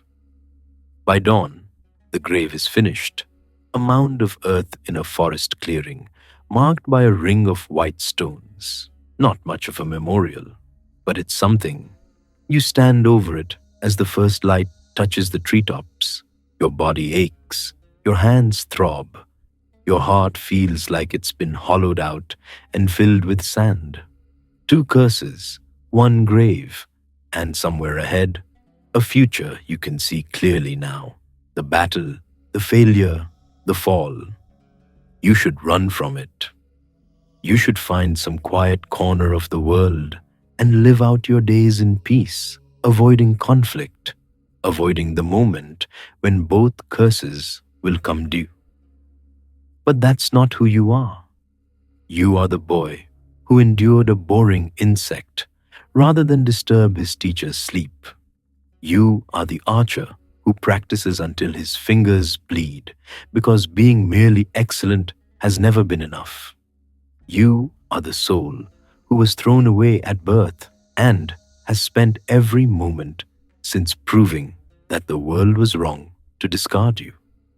If the universe wants to destroy you, it will have to earn that destruction. You pick up your bow, check the string, count your remaining arrows. The sun rises higher, burning away the morning mist.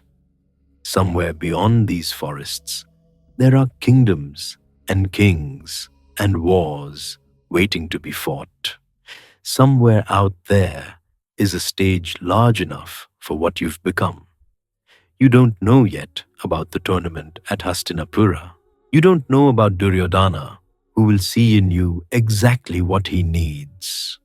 You don't know about Arjuna, the prince whose skills match yours, whose divine father matches yours, whose destiny is tangled with yours in ways neither of you can imagine. You don't know that everything you've suffered has been preparation for a friendship that will define your life and a war that will end it.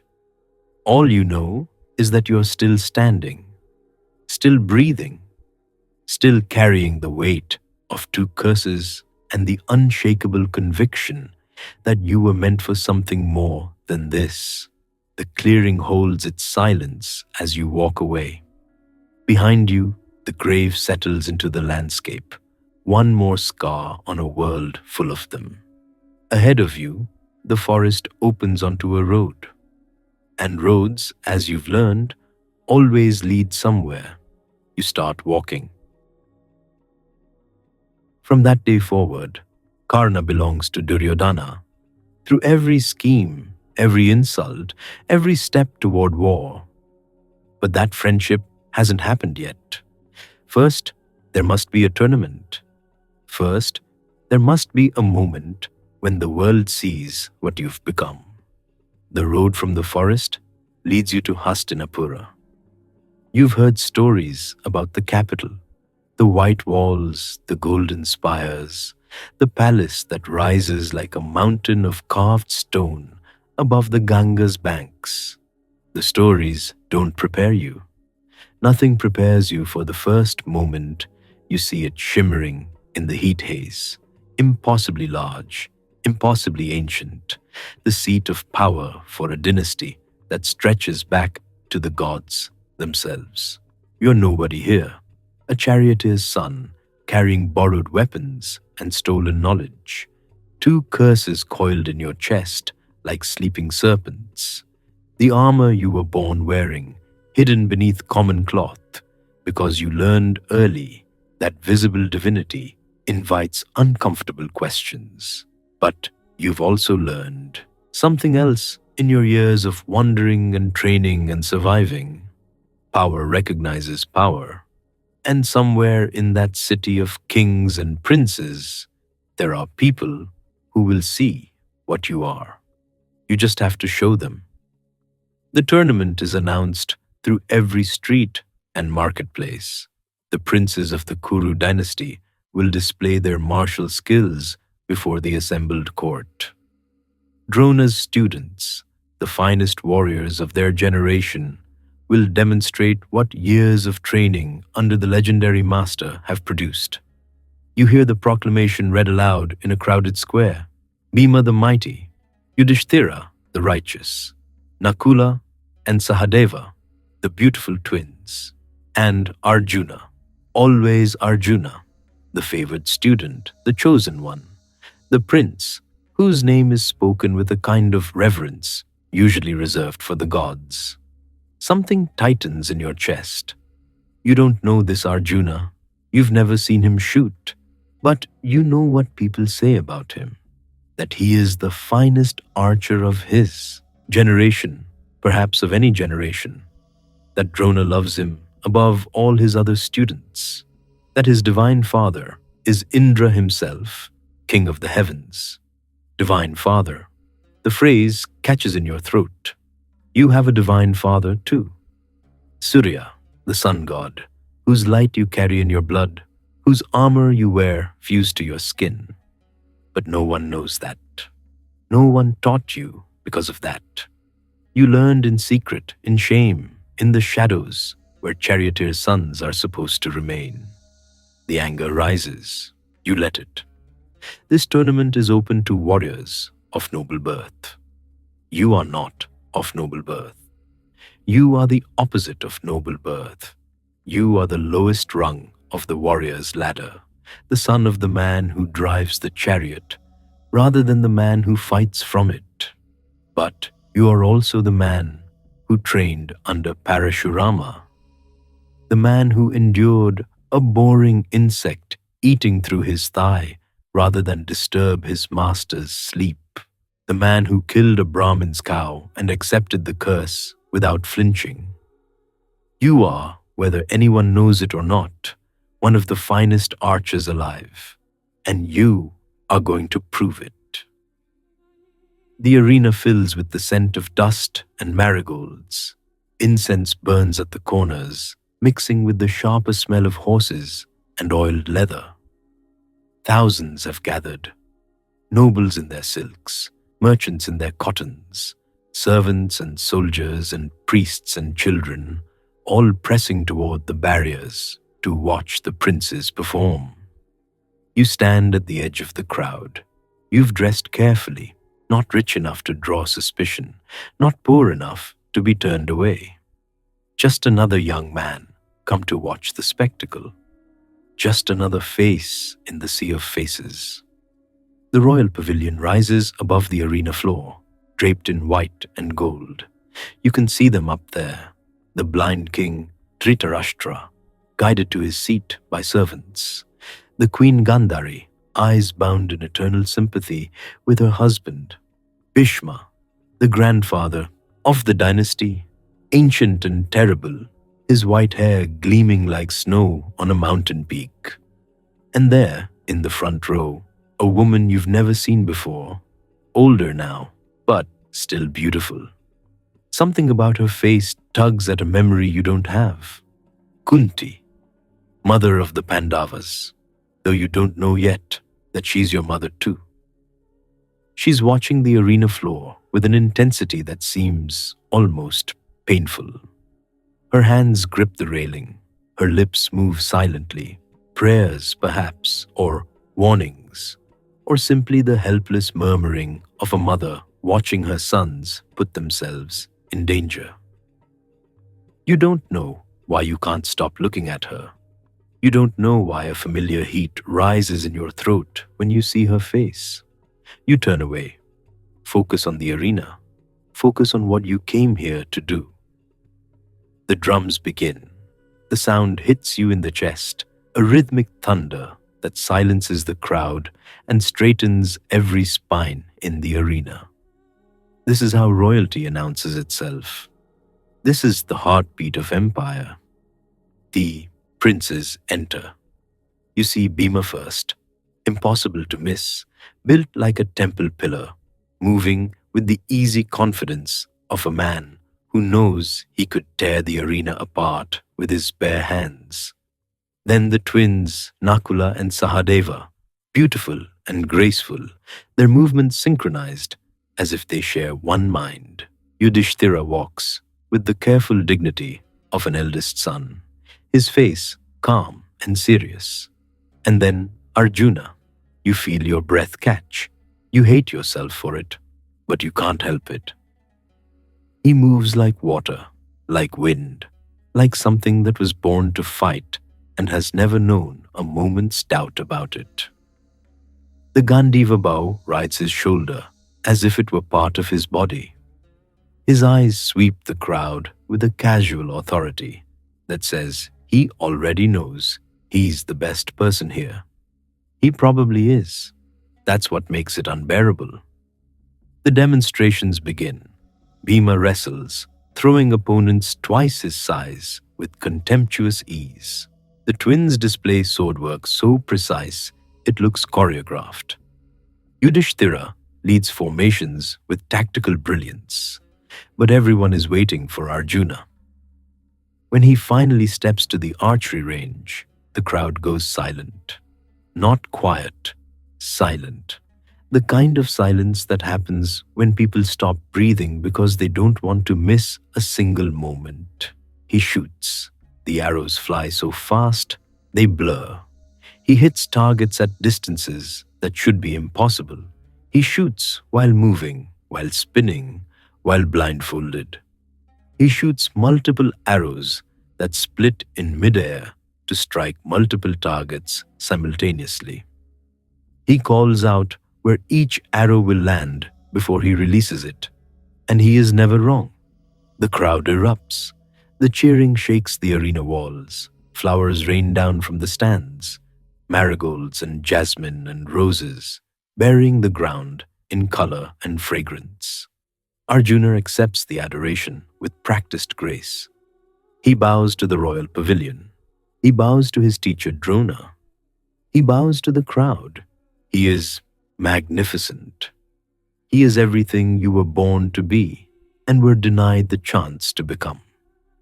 Something in you breaks. Something else catches fire. You don't remember deciding to move. You don't remember pushing through the crowd. You don't remember the guards who tried to stop you, or the protests of the nobles whose view you block. You only remember stepping into the arena. The silence that falls is different from the silence that greeted Arjuna. That was anticipation. This is confusion. Who is this stranger? Where did he come from? Why is he walking toward the archery range as if he belongs there? You can feel 1,000 eyes on you. The weight of their stares is almost physical, pressing against your skin, trying to push you back to the shadows where you belong. You don't belong in the shadows. You never did. You reach the archery range. You take a bow from the rack, not your own, just a common tournament bow, because you don't need anything special. You're special enough. The first arrow flies before anyone can stop you. It hits the same target Arjuna hit, the same impossible distance, the same perfect center. You shoot again and again. Every feat Arjuna performed, you replicate. Every impossible shot, you match. The blindfolded shooting, the moving targets, the split arrows, you are his equal. You might be his better. And everyone in this arena can see it. The crowd doesn't know how to react. Some cheer, The spectacle is undeniable, and crowds love spectacle. Others mutter angrily, "Who is this interloper? This isn't how tournaments work. This isn't how society works." Up in the royal pavilion, Kunti has gone very still. Her face is the color of old bone. Her hands have stopped gripping the railing because they're pressed against her heart instead. She knows. Somehow, impossibly, she knows. Kripacharya steps forward. He's one of the royal teachers, old and venerable, his white beard flowing over ceremonial armor. His voice carries across the arena with the practiced authority of a man who has spent decades speaking to crowds. He asks who you are. He asks where you trained. He asks what kingdom claims you, what lineage birthed you, what right you have to stand among princes and demonstrate arts reserved for the warrior class. The questions are reasonable. They are also devastating. You feel your throat close. All the answers you could give are lies, and all the truths would destroy you.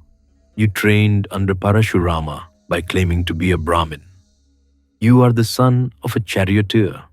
You have no kingdom, no lineage, no right. You have only your skill, and your skill, it turns out, is not enough. The crowd begins to turn. You can feel it, the sympathy draining away, replaced by contempt. A charioteer's son, pretending to equality with princes, the audacity, the arrogance, the sheer impropriety of it. Someone laughs. The sound is picked up and echoed. Soon, half the arena is laughing at you. You stand. In the center of that laughter, holding a bow, you suddenly don't have the right to hold. And you understand something about the world that you will never forget. Skill is not enough. Talent is not enough. Being the best is not enough. Without the right birth, without the right blood, without the right name, you are nothing. You are about to leave. You are about to walk out of this arena and into a life of permanent obscurity, your moment of glory transformed into a joke that nobles will tell each other at parties for years to come. And then someone else speaks. Duryodhana rises from his seat in the royal pavilion. You don't know him yet.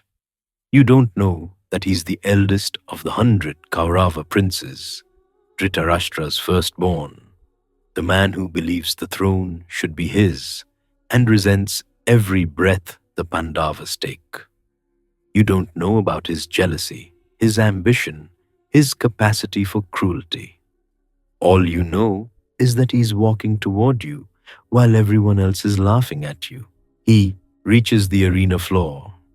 He stands beside you, not in front of you, not behind you, but beside you, shoulder to shoulder, as if you were equals, as if you were friends. He addresses the crowd. His voice carries the same authority as Kripacharya's, but with something else underneath it, something hot and hungry that you recognize because you feel it too. He says that valor is not determined by birth. He says that the ocean and the mighty rivers have no source that any man can trace, yet we do not question their power. He says that fire rises from wood, that weapons are forged from ore, that the greatest warriors have emerged from the most unlikely origins. He's making an argument. He's making it for you. Then he does something that changes everything. He calls for priests. He calls for sacred water, for the ceremonial umbrella, for all the implements of coronation. Right there in the arena, in front of the assembled court and the watching thousands, he crowns you, King of Anga. You feel the water on your forehead. It's cool against the afternoon heat. A single drop runs down your temple, tracing the line of your jaw, grounding you in a moment that feels like a dream. You feel the weight of the crown, light, impossibly light, lighter than the shame you've carried your whole life. You feel the title settling around you, like armor, like protection, like the answer to a question you've been asking since the day you were old enough to ask questions.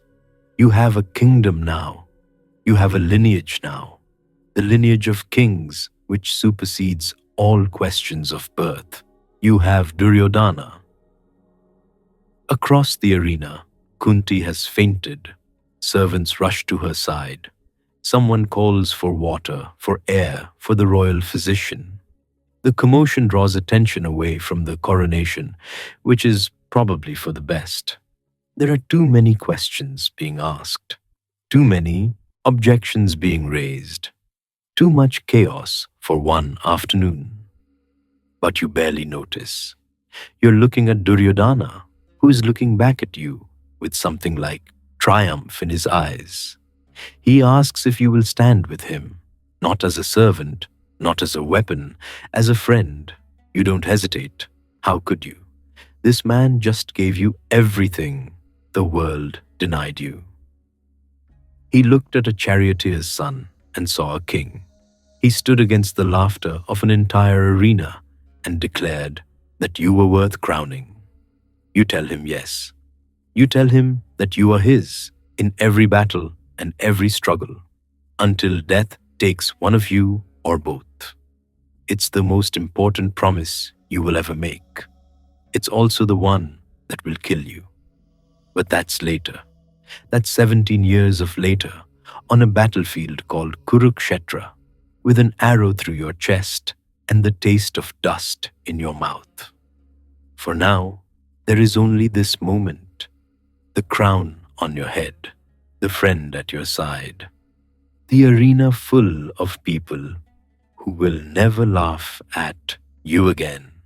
For the first time in your life, you belong somewhere. The tournament ends in confusion. Too much has happened. The stranger's appearance, the impromptu coronation, the queen's fainting spell. The carefully orchestrated display of princely skill has been hijacked by something no one planned. Drona is furious. You can see it in the rigid line of his shoulders, the controlled precision of his movements as he gathers his students and withdraws. Arjuna follows his teacher, but not before casting one long look back at you. You meet his eyes. There's no hatred there, not yet. Just curiosity, just the recognition of one great archer for another. Your equals. He knows it. You know it. Everyone who watched today knows it. But you're equals with different futures. He will go back to his palace and his teachers and his divine destiny. You will go with Duryodhana to whatever plans the Kaurava prince is already spinning behind those hungry eyes. The paths diverge here. They won't meet again for years. And when they do, the meeting will be measured in blood. That night, you sit in chambers finer than anything you've ever known. The palace of Anga, your palace now, is being prepared for you. But for the moment, you're a guest in Hastinapura, in rooms that Duryodhana himself arranged. There's food you don't recognize, wine you've never tasted, servants who bow when you enter and call you my king without any trace of mockery. It feels like a dream. It feels like a lie that will be exposed at any moment. But it also feels right. That's the strangest part. Sitting in this room, wearing these clothes, carrying this title, it feels like something you were always supposed to have. Something that was taken from you before you could remember and has finally been returned. You think about your parents, Adiratha and Radha, who raised you with love, who never made you feel lesser, despite what the world said. They'll hear about this. They'll hear that their son is a king now. Will they be proud, confused, afraid? You should send word. You should explain. But how do you explain something you don't understand yourself? A knock at the door. Duryodhana enters without waiting for permission, already treating you as a brother rather than a guest. He sits across from you, pours wine for both of you. And then he begins to talk. He talks about the Pandavas, about his hatred for them, burning and absolute, about the throne that should be his by right of birth, but that everyone seems to want to give to Yudhishthira, about his father's weakness and his uncle Shakuni's plots, and his own burning certainty that he is meant to rule. He talks about you, about what he saw in the arena. Not just skill, but hunger. Not just talent, but fury. He says he recognized it because he feels it too. The world has decided what both of you deserve, and both of you refuse to accept that decision. He asks you to be his champion, his weapon, his friend. You say yes. You said yes hours ago, in the arena, and you say it again now. You will say it 1,000 more times over the years to come, through every scheme and every outrage and every step toward the war that's already taking shape in the shadows. Because Duryodhana gave you what no one else would. Not just a crown, not just a kingdom. He gave you dignity. He gave you the right to exist as something other than a mistake. Some debts can never be repaid. Some loyalties can never be broken, even when they lead you straight into the dark. Somewhere in the palace, Kunti has recovered from her faint. She's sitting in her chambers, surrounded by concerned sons and worried servants, insisting that she's fine, that it was just the heat, that she needs only rest. But her eyes are distant. Her thoughts are 17 years in the past, standing at a river's edge, watching a basket float away with the sunrise. She recognized you. The moment you walked into the arena, she knew. The armor, the earrings, the face that carries echoes of her own, her son, her firstborn, the child she abandoned to the current and tried to forget. He's alive. He's here. He's just been crowned king by the man who hates her other sons more than anything in the world. She could speak. She could claim you. She could end this before it begins. But what would she say? How would she explain the abandonment, the silence, the decades of watching you from a distance and never saying a word? And what would happen to her other sons, the 5 who grew up loved, who never knew they had an elder brother, who just watched that brother match Arjuna's every feat and swear loyalty to their greatest enemy? She says nothing. She will keep saying nothing for 17 more years until it's far too late. The silence is its own kind of curse, and unlike the ones you already carry, this one was chosen. Night falls over Hastinapura. In your new chambers, you finally sleep, deeply, peacefully, without the old nightmares about drowning in rivers you don't remember. Tomorrow you'll begin your new life, the king of Anga, the friend of Duryodhana, the equal of Arjuna. Tomorrow, the path toward Kurukshetra takes its first real steps.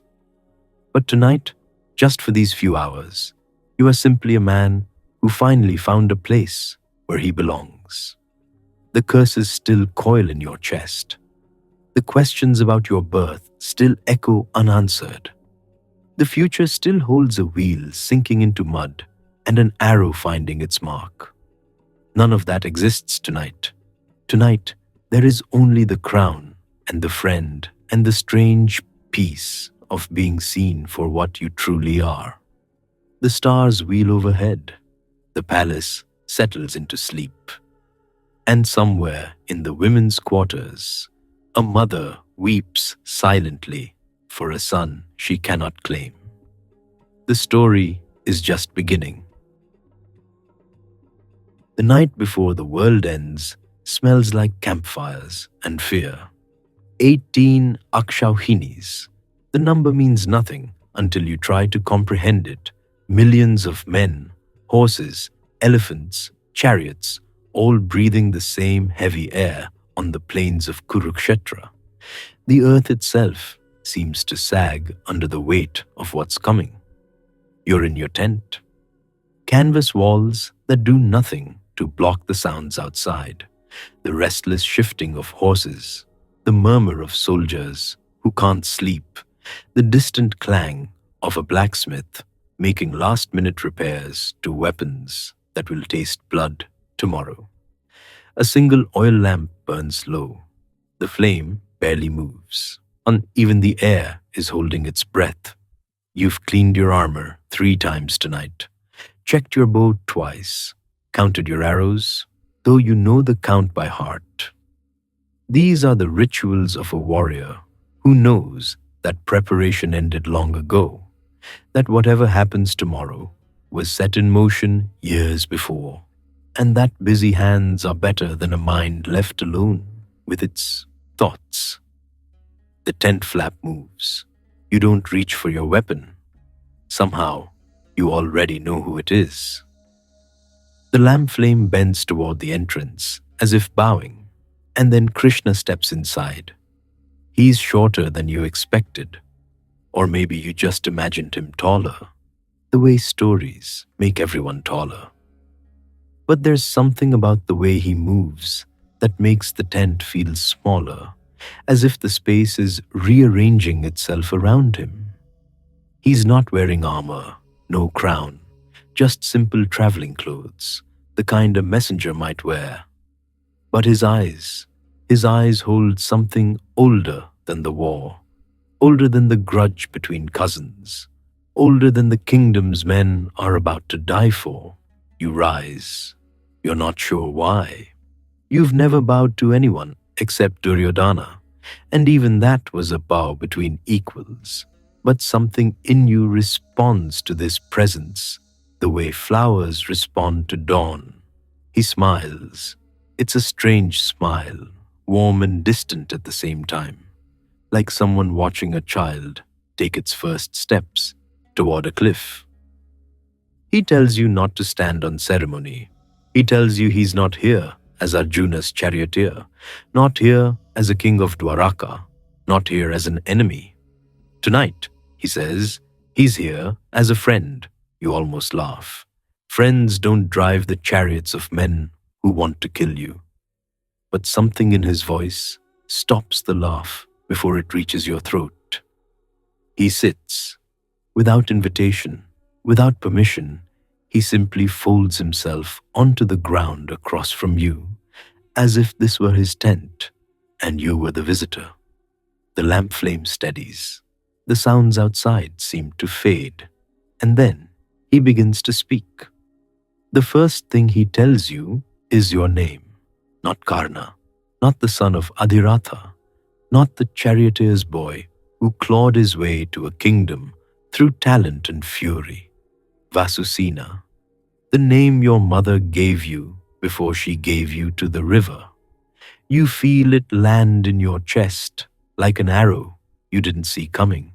Your hands, which have been steady through battles and curses and humiliations, begin to shake. He tells you about a girl named Kunti, unmarried, curious, blessed with a mantra that could summon any god to father a child.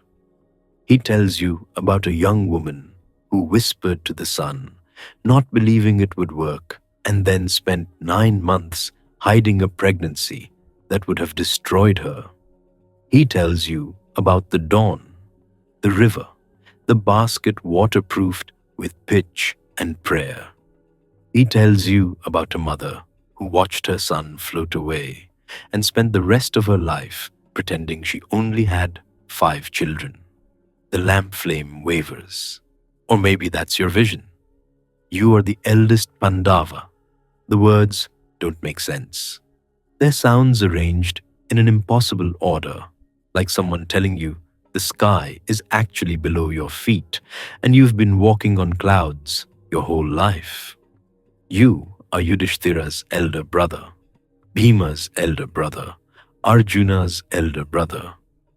If the world had been just, if your mother had been brave, if the rules had bent even slightly, you would be king, not Yudhishthira, not Duryodhana.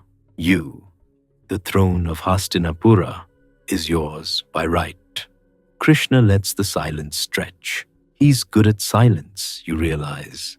He uses it the way other men use weapons, precisely, strategically, at exactly the moment it will do the most damage. Then he makes his offer. Come to the Pandava side, he says. Claim your birthright. Yudhishthira will step aside. He's never wanted the throne anyway. Not really. The brothers will welcome you. They'll call you what you are. Eldest first. The one who should have led them all along. And Draupadi. He pauses here, watching your face. Draupadi will accept you too. As the eldest Pandava, you would be her first husband. The insult she dealt you at her Swayamvara, when she refused to let a charioteer's son compete for her hand, would be erased, replaced with honor, with acceptance, with everything you were denied.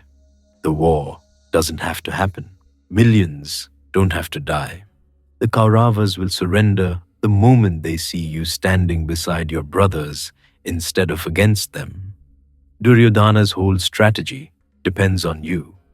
Remove you from his side, and his courage collapses like a tent without poles. One choice, one word, and you could have everything. The offer hangs in the air like smoke. You can see it suddenly. The life Krishna is describing. Waking up in a palace that's yours by blood, not by a friend's generosity. Walking into a court where no one whispers about your birth. Standing beside 5 brothers who would finally know why they always felt incomplete. You could hold Draupadi's hand at festivals. You could teach Abhimanyu the archery secrets you learned from Parashurama. You could sit on a throne that was always meant for you, that was stolen not by enemies, but by a mother's fear. You could die old, surrounded by grandchildren who carry your blood and your name. The vision is so clear, it hurts. And Krishna knows it hurts. That's why he's offering it now, in the dark, when your defenses are down and tomorrow's battle feels like a weight on your chest. He's not cruel. You can see that. He genuinely wants you to say yes. He genuinely believes this is the right choice, the dharmic choice, the choice that leads to life instead of death.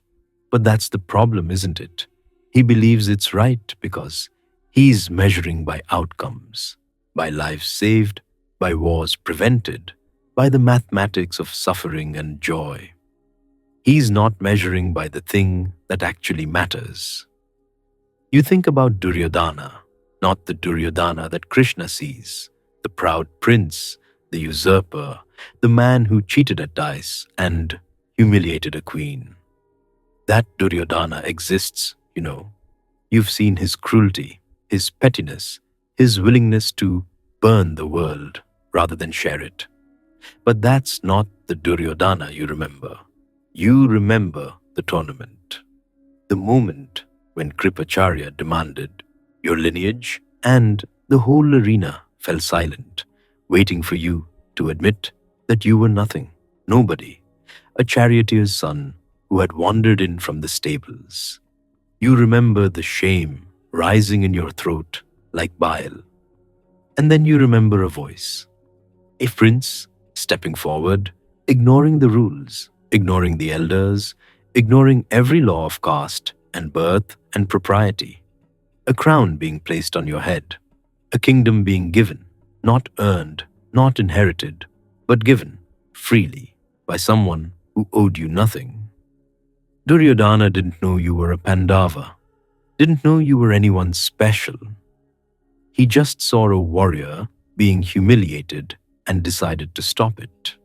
That's the Duryodhana, the one who ate meals with you when the other nobles wouldn't share a table with a Sutaputra, the one who invited you to councils where your voice mattered, the one who never, not once, in all these years, made you feel like you were less than him.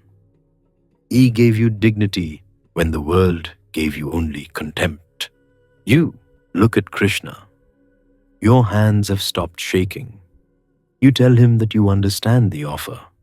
You tell him that you know now who you are. You tell him that the throne is yours by right, that the Pandavas are your brothers by blood, that everything he said is true. And then you tell him no, not because you don't want it, not because you don't understand what you're giving up, but because loyalty isn't something you calculate. It isn't something you weigh against thrones and kingdoms and the lives of millions. Duryodhana trusted you when he had no reason to. He elevated you when the world wanted you crushed. He called you friend when that word meant something, when it cost something, when it wasn't just politics dressed up in affection. You will not repay that by switching sides the night before battle. You will not let him wake up tomorrow and discover that the one man he trusted completely was actually his enemy all along. You will not be the kind of person who abandons the people who saved them. Krishna's expression doesn't change, but something shifts behind his eyes. Something that might be respect, or might be sorrow, or might be the resigned acceptance of a God who has seen this choice made before, in other ages, by other men who valued honor over survival. He asks if you understand what you're choosing. You do. You're choosing to fight against your own brothers.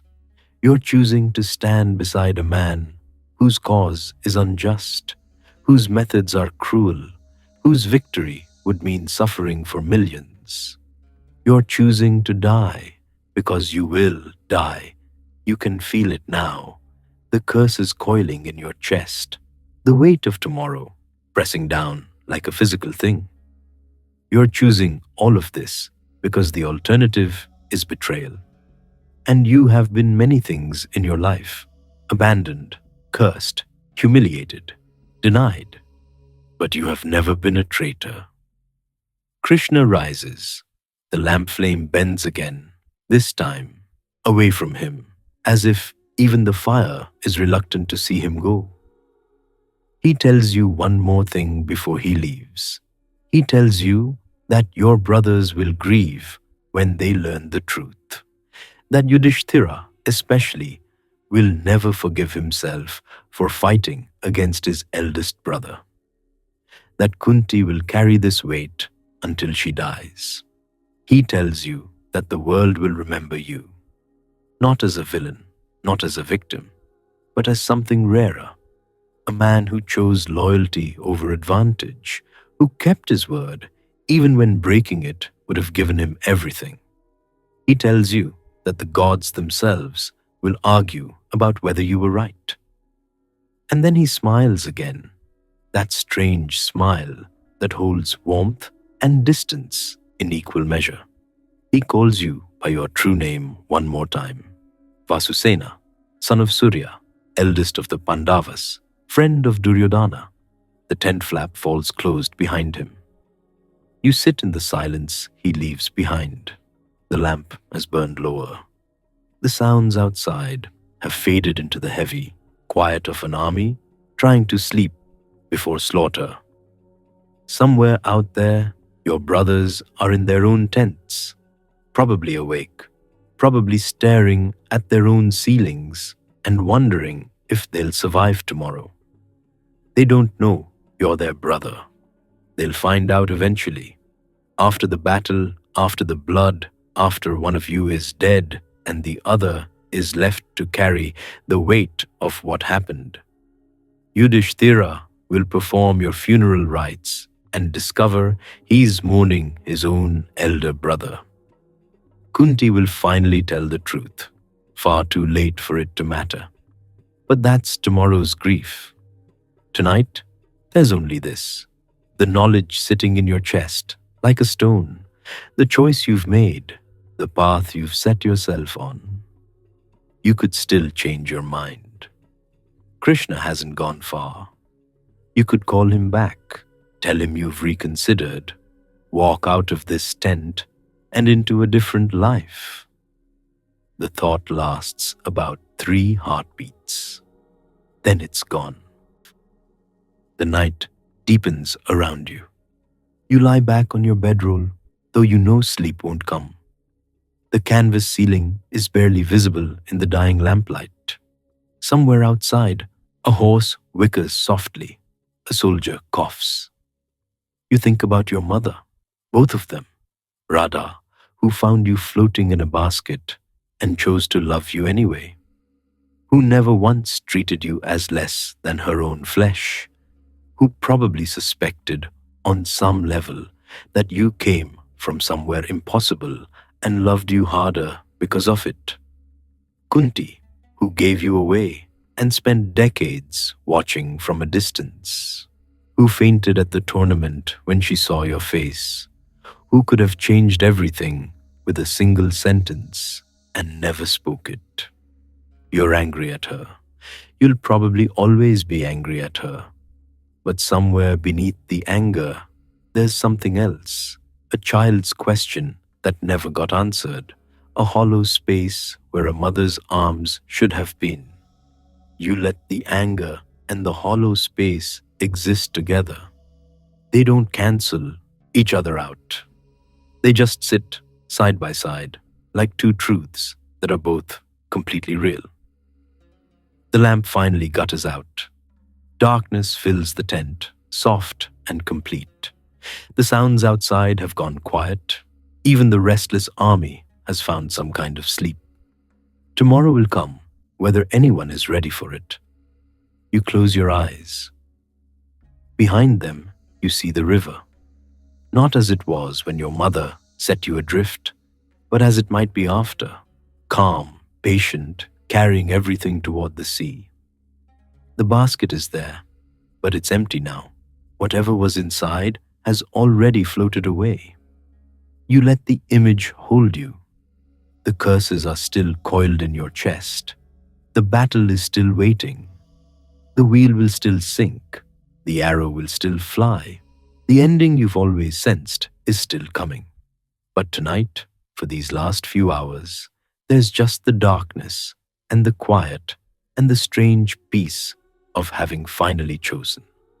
You are Karna, son of Surya, friend of Duryodhana, eldest of the Pandavas. You are all of these things at once. And tomorrow, you will fight for the man who gave you dignity against the brothers who share your blood in a war that will end with your body in the dust of Kurukshetra. You know how this story ends. You've always known, but the night is long and the darkness is soft, and somewhere in the space between waking and sleep, you find something that feels almost like rest. The stars wheel overhead, hidden by canvas but present nonetheless. The army breathes around you, millions of lungs filling and emptying in unconscious rhythm, and the river of time flows on, carrying you toward morning, toward battle, toward the fate you chose with open eyes. But Krishna is not the last visitor that night. Near dawn, the tent flap moves again. The tent flap moves, and for a moment you think Krishna has returned. But the figure that slips through the canvas is smaller, older, moving with the careful hesitance of someone who has spent decades rehearsing what she will say and still doesn't know how to begin. The oil lamp catches her face. Your heart stops. You've seen her before, of course. At court functions, at festivals, at the tournament where you first announced yourself to the world, and she collapsed in the stands. You never understood why she fainted that day. You assumed it was the heat, the crowd, the shock of an unknown warrior challenging her precious Arjuna. Now, in the guttering lamplight of your tent on the last night before the war, you understand everything. Kunti, queen mother of the Pandavas, wife of the dead king Pandu, the most respected woman in Hastinapura. She stands in your tent like a thief, like a beggar, like someone who has finally run out of places to hide. You should rise, protocol demands. She is a queen, and whatever your rank, whatever crowns Duryodhana has placed on your head, you were raised to honor your betters. Adiratha would be horrified if he could see you sitting while royalty stands. But something keeps you still, something in the way she looks at you, not as a queen looks at a warrior, not as a mother of your enemies looks at their greatest threat. She looks at you the way Radha looked at you when you were small and sick with fever, the way a mother looks at a child she thought she'd lost. The incense from earlier has burned down to ash. The tent smells of canvas and sweat, and the distant smoke of 1,000 cooking fires. Outside, the army shifts in its sleep, the creak of leather, the stamp of a restless horse, the murmur of soldiers dreaming of home. Inside, there is only silence. She takes a step closer. Her hands are shaking. You notice, absurdly, that she's wearing no jewelry, no rings, no bangles, nothing that might catch the light and announce her presence to the guards outside. She came here in secret. She came here in shame. Good. When she speaks, her voice cracks on the first word. She calls you by a name you've never heard before, not Karna, the name Adiratha gave you, meaning ear, because of the golden earrings you were born wearing. Not Vasusena, the name your adoptive mother whispered over your cradle. She calls you Radhetya, son of Radha, and then she calls you something else, son. The word hangs in the air between you like a blade. You feel it enter your chest, sliding between ribs you didn't know were still tender. She tells you everything. She tells you about the boon she received as a girl, a mantra that could summon any god to give her a child. She tells you about her curiosity, her foolishness, her desperate need to test whether the power was real. She tells you about the afternoon she was alone in her chambers and spoke the words that called Surya, the sun god himself, down from the sky. She tells you about the pregnancy she couldn't explain, the baby she couldn't keep, the basket she wove with her own hands, waterproofed with pitch, lined with silk, because even in her terror, she wanted you to be comfortable. She tells you about the river at dawn. You're standing now. You don't remember rising. The lamp flame trembles in some draught you can't feel. Shadows move across the canvas walls like witnesses, like the ghosts of all the years that should have been different. She keeps talking. The words pour out of her like a wound finally lanced. The guilt she's carried, the times she almost told you, the moments at court when you stood close enough to touch and she had to fold her hands behind her back to keep from reaching for you. She tells you about the tournament, about watching you walk through those gates, golden and glorious, and knowing in her bones, in her blood, in the part of her that never stopped being your mother, exactly who you were. She tells you she fainted because she couldn't breathe, because her firstborn son had just announced himself to the world, and she couldn't claim him, couldn't run to him, couldn't do anything but watch as Duryodhana crowned you king of Anga and bound you to the side that would destroy you. The smell of the river comes back to you, not as memory, you are too young to remember, but as something deeper. The cold, the current, the darkness of the basket closing over your face as the water carried you away from everything you should have been. She's crying now, Kunti, queen of Hastinapura, mother of 5 divine-born sons, weeping in the tent of the man her children will try to kill tomorrow. She falls at your feet. The sight is so wrong, so inverted, that for a moment you don't know what to do. Queens don't kneel. Mothers don't beg. The woman who abandoned you in the river has no right to prostrate herself before you now, as if her tears could wash away the decades of silence. But she's there, on the ground, her forehead touching the packed earth of your tent floor, and she's asking you, begging you to come home. She tells you that you are the eldest, the firstborn, that by every law of Dharma, the throne of Hastinapura belongs to you. She tells you that your brothers will welcome you, that Yudhishthira will step aside, that Arjuna will lay down his bow and call you elder brother. She tells you that you can end this war before it begins. You close your eyes. Behind them, you see the river again, but this time, you're not in the basket.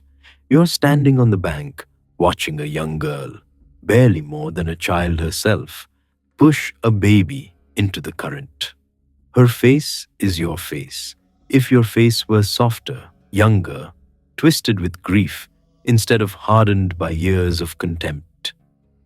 She didn't want to let go. You can see it now. The way her hands lingered on the edge of the basket, the way she waded in up to her waist, as if she might change her mind, as if she might pull you back at the last moment. But she didn't. And the current took you, and the years took you, and now you're here, in this tent, with the weight of 2 armies pressing down on the dawn. You reach down and lift her to her feet. Her hands are cold in yours, the hands that wove the basket, the hands that let go. You could hate her. Part of you does, the child who was never held, who grew up in a charioteer's house while princes slept on silk, who was told again and again that his blood was too low for the training grounds, too common for the tournaments, too base for anything but service. But hate is heavy, and you have been carrying so much for so long. You tell her that you know, that Krishna came to you earlier tonight and told you everything, that you have already made your choice. Her face crumples. For a moment, she looks exactly like Radha, the mother who chose you, who loved you, who never once made you feel like a burden or a mistake. You tell her that you cannot come home because you never had a home to come to. The Pandavas are strangers. Hastinapura is a palace you were never allowed to enter. Your home is here, in this tent, in this army, beside the man who gave you dignity when the world gave you only scorn. She argues. Of course she argues. She tells you that Duryodhana used you, that he saw a weapon and grabbed it, that his friendship was always strategic, that he needed a warrior who could match Arjuna, and he found one in the humiliated stranger at the tournament gates. You don't deny it.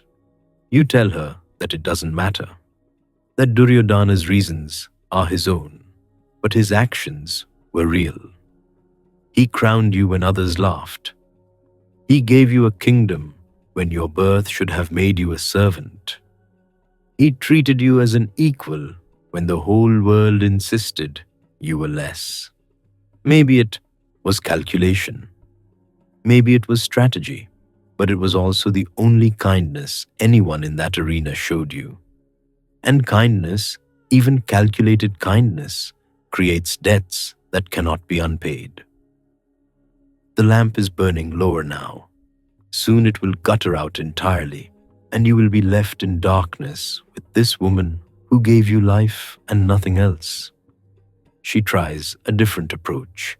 She invokes Dharma, the sacred law, the cosmic order, the duty that binds all beings to their proper paths. She tells you that fighting against your own brothers is the greatest sin, that the gods themselves will turn their faces from you if you raise your bow against Yudhishthira's army. You almost laugh. You ask her where Dharma was when she put you in the river, where Dharma was when Drona refused to teach you because of your caste, where Dharma was when the Brahmin cursed you for an accident, when Parashurama cursed you for a lie you only told because the truth would have locked every door in your face. Dharma, you tell her, has never protected you. Why should you protect it now? But she is still your mother. This is the terrible truth of it. The woman who abandoned you, who kept silent for decades, who watched you suffer and said nothing, she is still the body that made you. The blood in your veins came from her blood. The sun that burns in your chest was called down by her voice. You cannot hate her completely, and you cannot love her at all. You are caught between in the same way you have been caught between all your life. Not Kshatriya enough for the training grounds, not Brahmin enough for the sages, not Pandava enough for the throne, not Kaurava enough to forget. But you can give her something. You take her hands again. You look into her eyes. The same eyes you see in the mirror, the same shape, the same depth. You tell her that you will not kill her other sons, that Yudhishthira, Bhima, Nakula, Sahadeva, they are safe from you. Your arrows will not seek them. Your weapons will not touch them. Her breath catches. You tell her that you will fight only Arjuna. One of you will fall, and one will survive. But either way, she will have 5 sons when the war is over. This is your gift to her, the only gift you have left to give. She doesn't understand at first. She asks you why. Why Arjuna? Why not simply switch sides and have all 6 of her children alive and whole? You tell her that Arjuna is the one who matters, that the war will be won or lost in the space between your chariot and his, that you have been moving toward each other since the tournament, since the day you walked through those gates and matched him arrow for arrow, since the moment Kripacharya asked your lineage and the world held its breath. You tell her that this is how it has to end. She weeps. She begs. She offers you everything. The throne, the kingdom, Draupadi herself as your wife, the worship of millions who will call you the greatest king who ever lived. You refuse it all. The lamp finally dies. The tent fills with darkness, soft and complete, like the inside of a basket floating down a river. You can still feel her presence, the warmth of her body, the salt of her tears, the desperate grip of her fingers on your wrists. She asks you one more thing, one last question before she goes. She asks if you can ever forgive her. The silence stretches. Outside, a horse whickers. A soldier coughs. The stars wheel overhead, invisible but present, marking the slow rotation of the night toward dawn. You tell her the truth. You tell her that you don't know. That forgiveness is too large a word for what you feel, too simple for the tangle of rage and grief and strange, aching tenderness that fills your chest when you look at her face. But you tell her this. You do not curse her. You do not wish her suffering. You hope that when the war is over, she finds some measure of peace. It is not forgiveness, but it is all you have. She leaves the way she came, silent, secret, slipping through the tent flap like a shadow returning to the dark. You stand alone in the blackness. The promise you just made settles over you like armor. You have bound yourself, limited yourself, given away one of your few remaining advantages. You could have fought all five of them with everything you had. Now, you will fight only one, and you will hold back against the others. Kunti walks away with her guarantee. 5 sons, no matter what. You are left with the war and the curses and the dawn that is already beginning to lighten the eastern sky. You sit back down on your cot. The blankets are cold now. The incense is ash. The night is almost over, and tomorrow, no, today, you will ride out to face your brother. Your brother, the word feels strange in your mind. You have hated Arjuna for so long, envied him, resented him, measured yourself against him in every moment of every day since the tournament. He had everything you were denied: the training, the teachers, the divine weapons, the recognition, the love. And now you know that he had something else, too. He had your mother. The tent is quiet, the army sleeps, the river of time flows on, carrying you toward the battle that will end your story. But for now, in these last moments, before the conch shells sound and the arrows fly, you let yourself feel it all. The rage, the grief, the vindication, the strange, hollow ache of finally knowing the truth after all these years of wondering. You were not abandoned because you were worthless. You were abandoned because you were inconvenient. And somehow, that is worse. The sky is grey now. The stars are fading.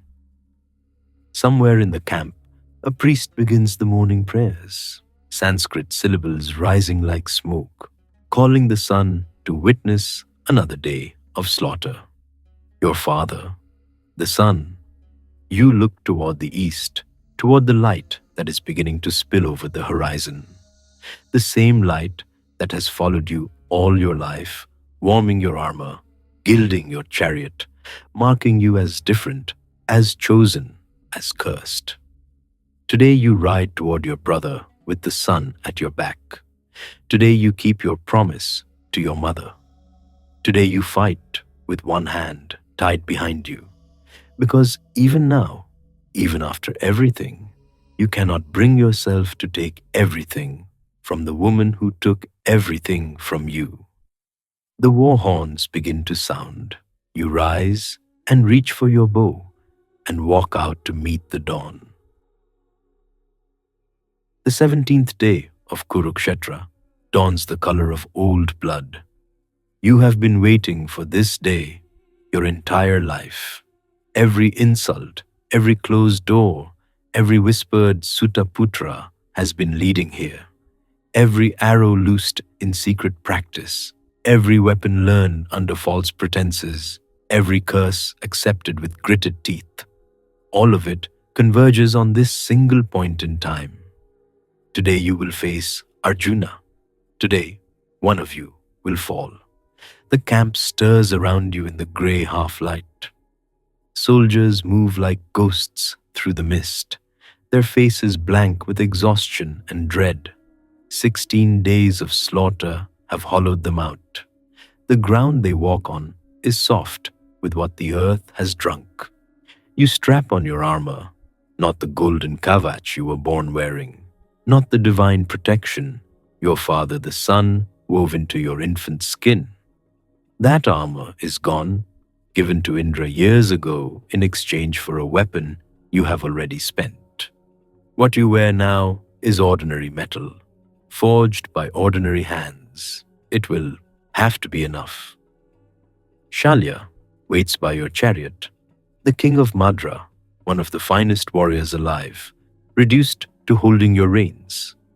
Duryodhana arranged this. A king to drive a king, he said, matching you against Arjuna and his divine charioteer. But you know the truth that hides behind the honor. Shalya's heart rides with the Pandavas. His sister Madri was mother to Nakula and Sahadeva. His nephews fight on the other side. He stands with the Kauravas only because Duryodhana's hospitality trapped him in an obligation he could not refuse.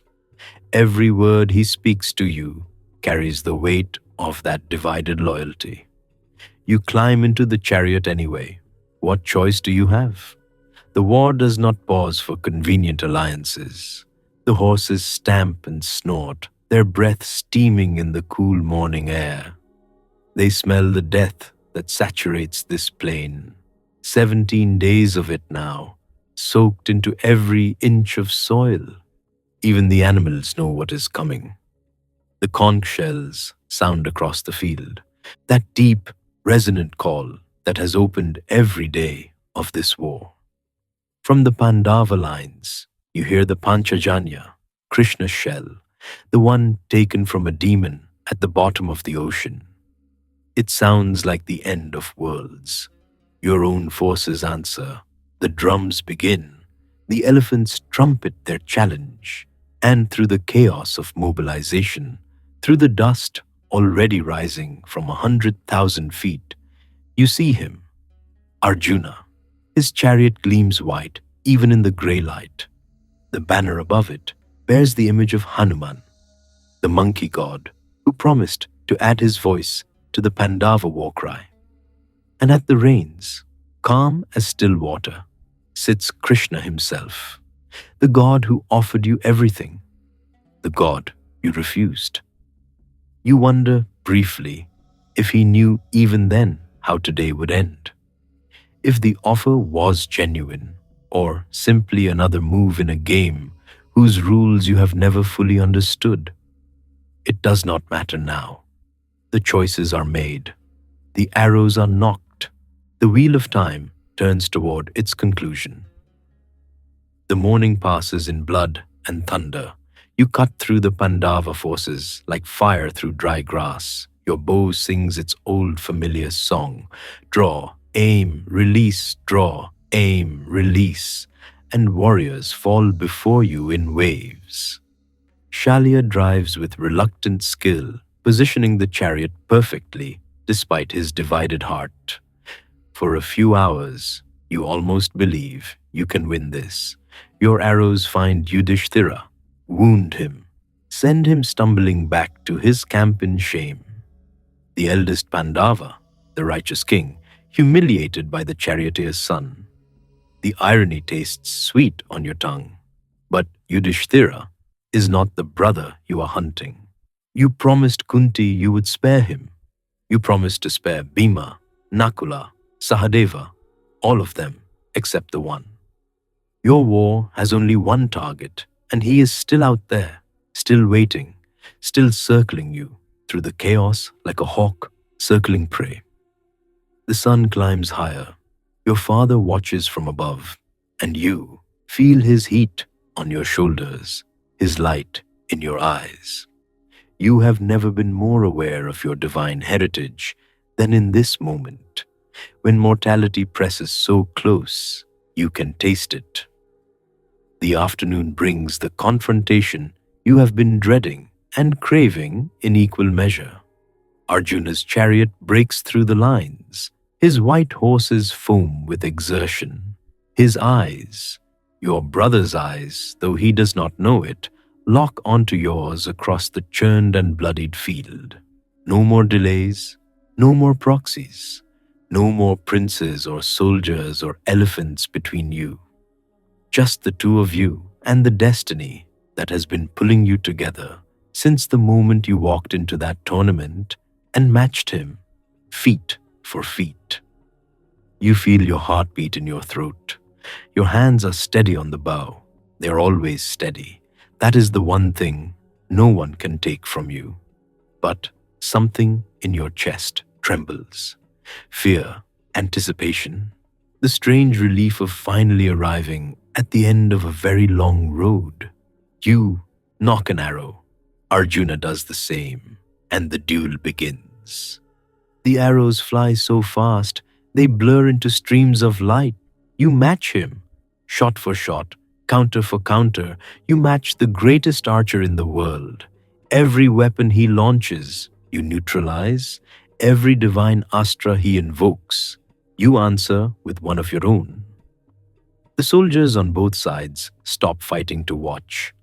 Even the dying pause in their last breaths to witness this. Two brothers who do not know they are brothers, locked in a combat that will be sung about for 1,000 years. Shalya shouts something, a warning, a taunt, you cannot tell. The chariot wheels beneath you, positioning for a better angle. Your quiver empties and refills, empties and refills. The divine gift of inexhaustible arrows that Parashurama's training unlocked. For a few minutes, you are perfectly matched. For a few minutes, the outcome hangs in absolute balance. And then you remember, you have a weapon he cannot answer. The Brahmastra, the ultimate divine missile, the weapon that never misses, the destroyer of armies. You learned its invocation in Parashurama's ashram, felt its power coil in your mind like a sleeping serpent. You begin the mantra. The words rise from somewhere deep in your memory, ancient Sanskrit syllables that unlock the universe's most terrible force. You feel the weapon responding, feel the heat building at your fingertips, feel the very air around you begin to vibrate with potential destruction. And then, nothing. The words dissolve on your tongue. The mantra that you have known for decades, that you have practiced in secret 1,000 times, simply stops. The syllables scatter like startled birds, and no matter how hard you grasp for them, they will not return. Parashurama's curse.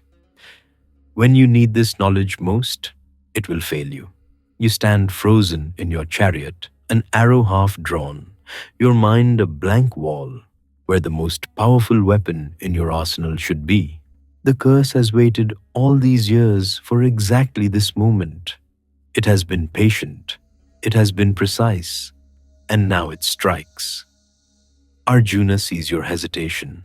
Of course he does. He is the greatest warrior alive, trained to exploit any weakness, any opening. His next arrow flies before you can recover. You deflect it, barely.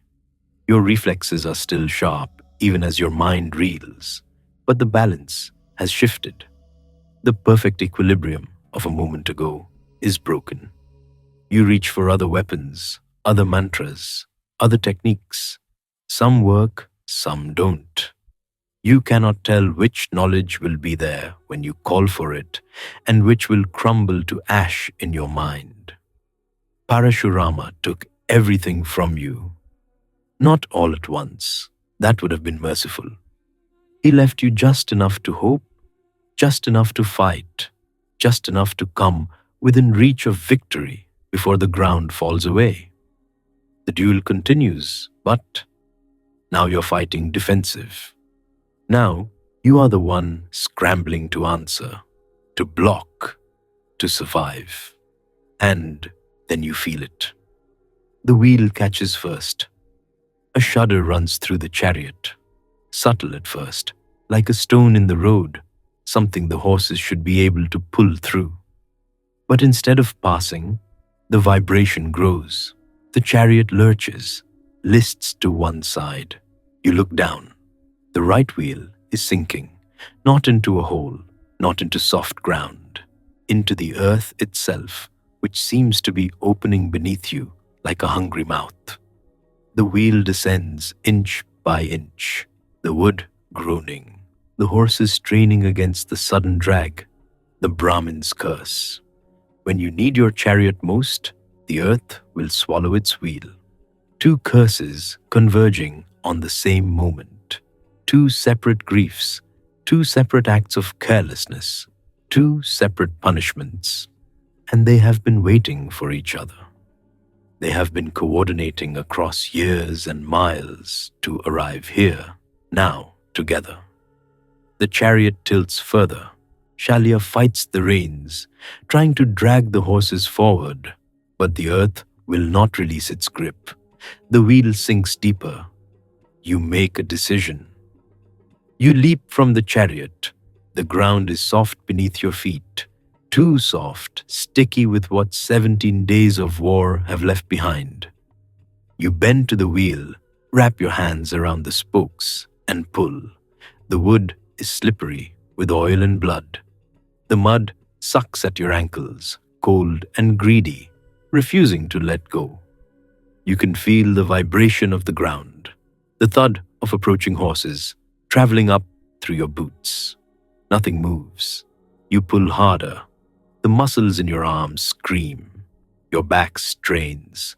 Your feet slip in the churned mud. You are the son of the sun god, born with divine strength, trained in every art of war, and you cannot lift a single wheel from the hungry earth. The curse is stronger than you are. You hear Arjuna's chariot approaching, hear the creak of his bow being drawn, and you do something you have never done in your life. You ask for mercy. You call out across the battlefield. You remind him of the rules, the sacred laws of combat that both armies swore to uphold before the first arrow flew. You do not strike a man whose weapons have fallen. You do not attack someone who has surrendered. You do not kill a warrior who is helpless, whose chariot is disabled, who stands unarmed before you. These are the laws. These are the dharma of kings and warriors. You invoke them now, your hands still on the wheel, your back still bent, your face turned toward the brother who is about to kill you. Arjuna hesitates. You see it? The arrow half drawn, the bow half raised, the uncertainty flickering across his face. He is a righteous man. He has always been a righteous man. The rules matter to him in a way they have never mattered to Duryodhana, to Shakuni, to the court that watched Draupadi's humiliation and did nothing. For one moment, you think he might lower his bow. Then Krishna speaks. His voice carries across the distance between your chariots, calm and cold and absolute. He does not shout. He does not need to. The words arrive like stones dropping into still water. He asks where Dharma was when Abhimanyu, Arjuna's son, barely more than a boy, was surrounded by 6 warriors at once and cut down against every rule of single combat. He asks where Dharma was when Draupadi was dragged by her hair into the assembly hall and her sari was pulled from her body while the elders watched in silence. He asks where Dharma was when the dice were loaded and the game was rigged and a kingdom was stolen through deceit dressed up as law. He asks where Dharma was when the house of Lak was built and set ablaze, when poison was slipped into Bhima's food, when exile was extended and promises were broken and every attempt at peace was met with contempt. He lists them all, every crime, every violation, every moment when the rules should have protected the innocent and didn't. And then he asks the question that ends all questions. Where was your Dharma then, son of Surya? You have no answer, not because the charges are false. They are not. You were there. You watched. You participated, sometimes reluctantly, sometimes willingly. You stood in that assembly hall and called Draupadi a whore. You rode with the warriors who surrounded Abhimanyu. You told yourself you were being loyal, told yourself Duryodhana's friendship demanded it, told yourself the Pandavas deserved their suffering for reasons you could never quite name. But you knew. You always knew. The wheel sinks another inch. Your hands are bleeding now, scraped raw against the wood. The mud sucks at your feet.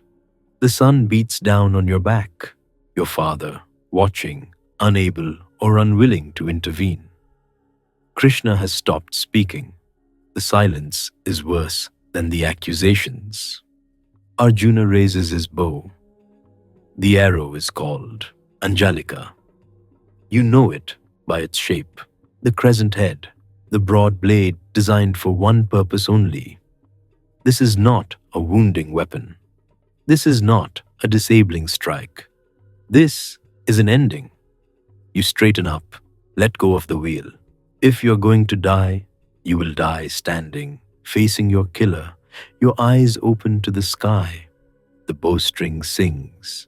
You see the arrow leave Arjuna's bow. See it catch the sunlight as it crosses the distance between you. See your own death approaching at the speed of a god's anger. There is no pain at first, just impact, just the sudden sense of your body no longer being entirely your own. Just the ground rushing up to meet you, the sky tilting, the sounds of battle fading into a distant roar. You fall. The dust of Kurukshetra is warm against your cheek. You lie there, breathing, still breathing, though the arrow has done its work. The world has gone soft around the edges, blurred and gentle in a way it has never been before. Above you, the sun burns. You think of your father, Surya, the one who gave you the golden armor, the divine earrings, the protection you traded away for a weapon that was never enough. You wonder if he's watching, wonder if he grieves, wonder if gods grieve at all, or if mortal children are simply pieces on a board to them. You think of your mother, not Radha, who raised you with love, but Kunta, who set you adrift in a basket and spent a lifetime pretending you did not exist. You kept your promise to her. You spared her other sons. She will still have 5 children when the war ends. You think of Duryodhana, your friend, your king, the one person who saw your worth when the world saw only your caste. You failed him. All your strength, all your training, all your divine heritage, and you failed him anyway. The Pandavas will win. The throne he fought for will pass to the brothers he hated. You think of Arjuna, standing over you now, his face unreadable, his bow still in his hand. Your brother, your enemy. The man who was given everything you were denied, and who probably deserved it no more than you did. The armor cracks, not the divine kavach, that is long gone, given to Indra, worn by no one. But the ordinary metal you strapped on this morning splits along its seams as your body settles into the earth. The sun catches the broken edges, makes them gleam. You were born armored, you die exposed. The earrings are gone too, traded years ago. Another piece of your birthright sacrificed for weapons that failed you when you needed them most. You came into this world protected by divine gifts, and you leave it with nothing but the truth of who you were. The son of a god, the child of a princess, the boy raised by a charioteer, the warrior who could match the greatest archer alive, the man who chose loyalty over blood and paid for it with everything. The sounds of battle fade. The pain fades too, slowly, like a tide going out. You are aware of your body, the weight of it, the stillness, but it feels distant now, something that happened to someone else. The sun is warm on your face, your father's light one last time. You close your eyes and let it fill you, that golden presence that has followed you since birth, marking you as different, as chosen, as cursed.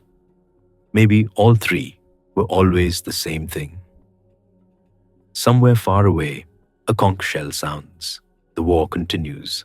The war will always continue, long after you are gone, long after everyone who remembers you has turned to dust. That is the nature of war, of kingdoms, of the endless cycle of ambition and grief. But you are finished with it now. You lie in the dust of Kurukshetra, the wheel of your chariot still sunk in the hungry earth, the sun still burning overhead. You are not thinking of victory or defeat, not thinking of curses or dharma or the injustice of a life that was rigged against you from the start. You are thinking of the river, the Ganga, where it all began, the cold water, the basket, the current carrying you away from everything you might have been. The river is carrying you again now, and this time you let it. The light changes, softens, dims. The heat fades from your skin. The weight fades from your limbs. You are sinking into something vast and quiet, not the hungry earth that swallowed your wheel, but something gentler, something that feels almost like rest. The wheel sinks, the warrior falls, the son of the sun returns to the light that made him. And somewhere, in the silence that follows, the river flows on. The war ends, not with a final trumpet or a declaration from heaven, just silence spreading across the field, like water finding its level. 18 days of slaughter and then nothing. The crows have more to say than the generals. You are Yudhishthira now, king of a kingdom made of corpses. The victory tastes like ash in your mouth. You walk through what remains of Kurukshetra, and every step crunches on something you don't want to identify. The smell is beyond description, iron and smoke, and the sweetness of decay already beginning its patient work. Flies buzz in clouds so thick they cast shadows. This is what you won. Your brothers walk behind you. Bhima, who killed 100 cousins with his own hands. Arjuna, who brought down Bhishma, Drona, Karna, every pillar of the enemy's hope. Nakula and Sahadeva, quieter, carrying griefs they haven't yet named. And Draupadi, somewhere behind them, her vengeance finally complete, her hair finally bound after 13 years. None of you speak. What is there to say? You have your kingdom back. You have your honor restored. You have justice, if you can call this justice, this field of broken chariots and severed limbs and fathers lying next to sons they failed to protect. The Ganga flows nearby, indifferent to empires. Your mother finds you at sunset. Kunti looks older than you've ever seen her. The war has aged everyone, but something else lives in her face now, something that goes beyond exhaustion. She moves like a woman carrying a weight she can no longer bear. She asks you to sit with her by the river. You do. The water catches the dying light, turning gold and copper and finally a deep, forgiving blue. Somewhere upstream, priests are already beginning the rites for the fallen. The smoke of funeral pyres will hang over this land for weeks. Your mother's voice is barely a whisper when she finally speaks. She tells you everything. The words enter your ears, but for a long moment, they don't reach your mind. You hear them as sounds, syllables, a river of speech that flows past without leaving meaning behind. Then the meaning catches up. Karna, the warrior you hated, the champion who humiliated you in combat, the man who stood beside Duryodhana through every scheme, every cruelty, every violation of dharma you suffered, the one who laughed when Draupadi was dragged into the assembly, who called her a whore, who helped strip away every protection righteousness should have offered. Your brother, your eldest brother, the firstborn son of Kunti, surrendered to the river before you were even born, raised by strangers, denied his birthright, cursed and mocked and killed by the family he never knew he had. You stand up. You don't remember deciding to stand. Your body simply cannot remain seated with this knowledge inside it. The Ganga moves past your feet, cold and ancient, and utterly unmoved by the collapse happening inside your chest. Karna was your brother. Arjuna killed your brother. You, all of you, killed your brother because no one told you, because your mother kept her secret for decades, while her firstborn son fought and suffered and finally died on the opposite side of a war he should never have been part of. The throne was his. The thought arrives with the force of an arrow. You are standing on a riverbank wearing the crown of Hastinapura, and that crown belonged to Karna. He was Kunti's firstborn. He was the eldest Pandava.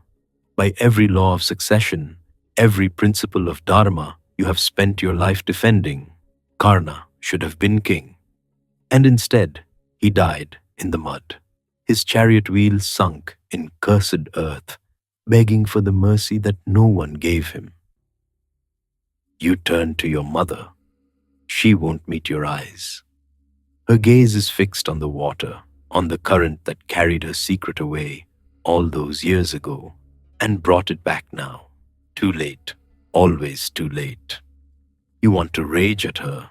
You want to demand explanations, justifications, some account of how a mother could abandon her child and then watch him die without speaking. You want to shake her until the truth falls out in some form you can understand.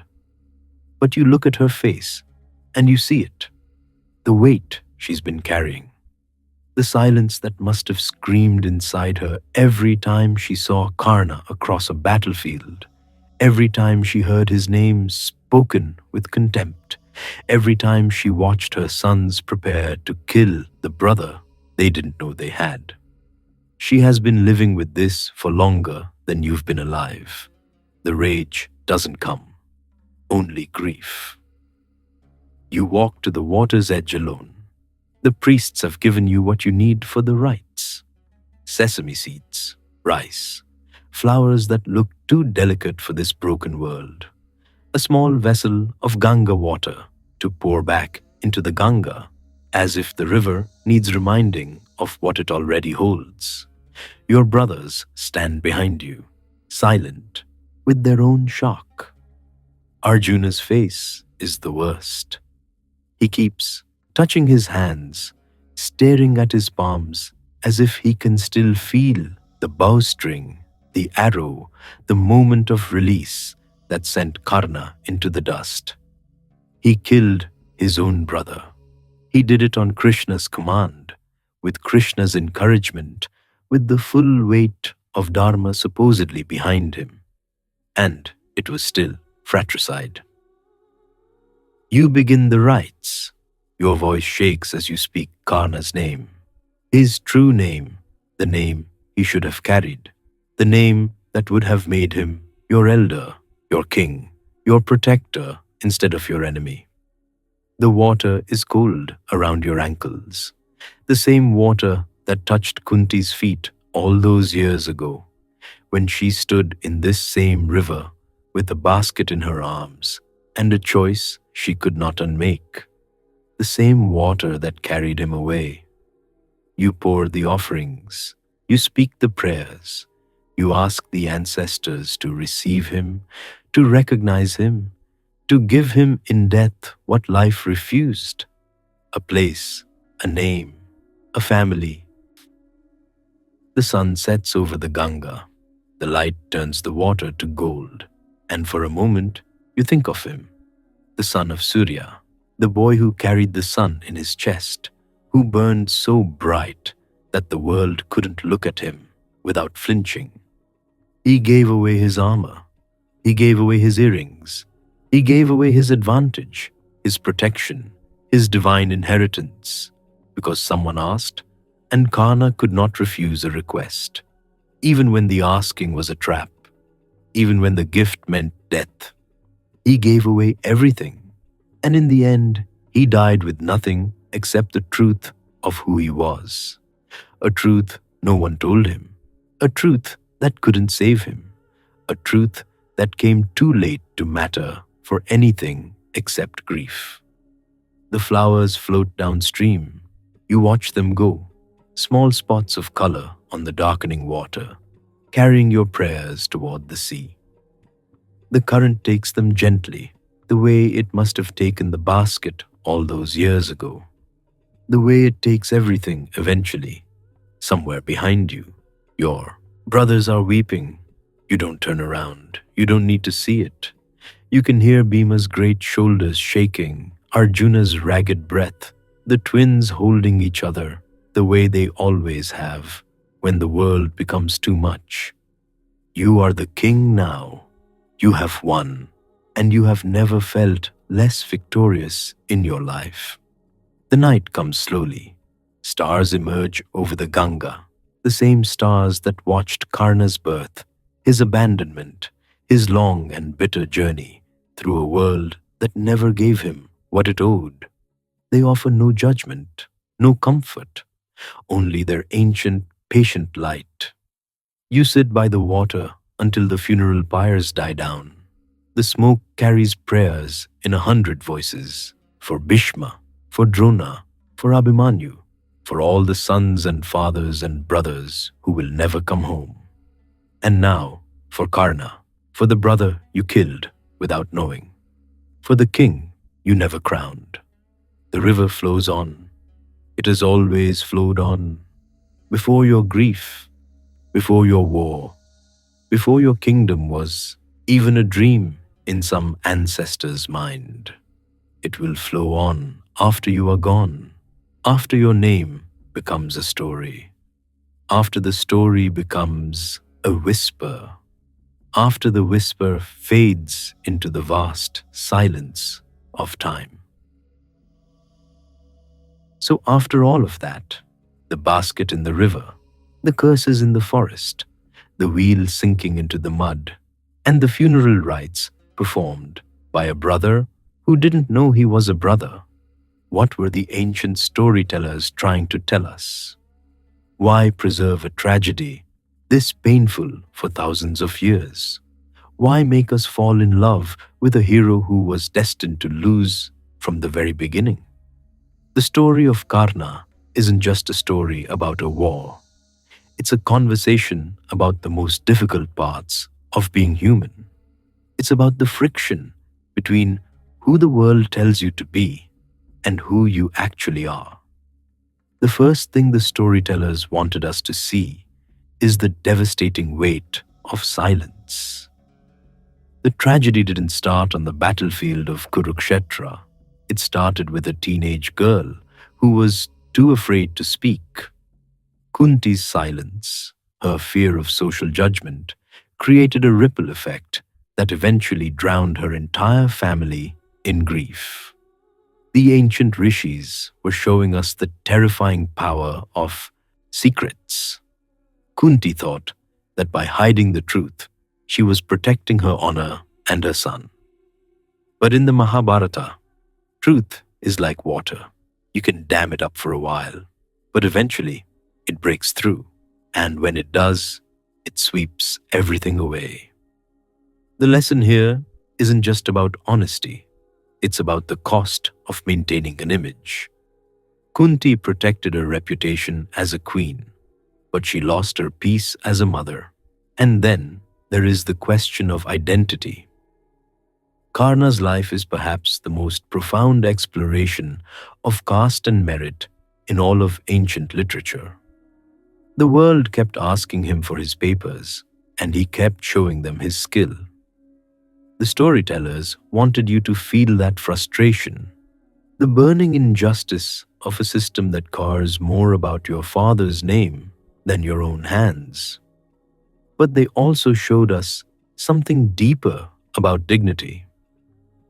When Duryodhana crowned Karna in that arena, He didn't just give him a kingdom, he gave him recognition. He looked at a person who had been invisible and said, I see you. This is why Karna's loyalty was so absolute. We often ask why a noble man like Karna would fight for a villain like Duryodhana. The story answers that question with a hard truth. Sometimes the bad guys are the only ones who treat you with respect. The good guys, the Pandavas, the elders, the teachers, mocked Karna, rejected him, and humiliated him. The storytellers wanted us to understand that righteousness isn't just about following rules or worshipping the right gods. It's about how you treat the people who have nothing to offer you. By that metric, the heroes failed Karna completely.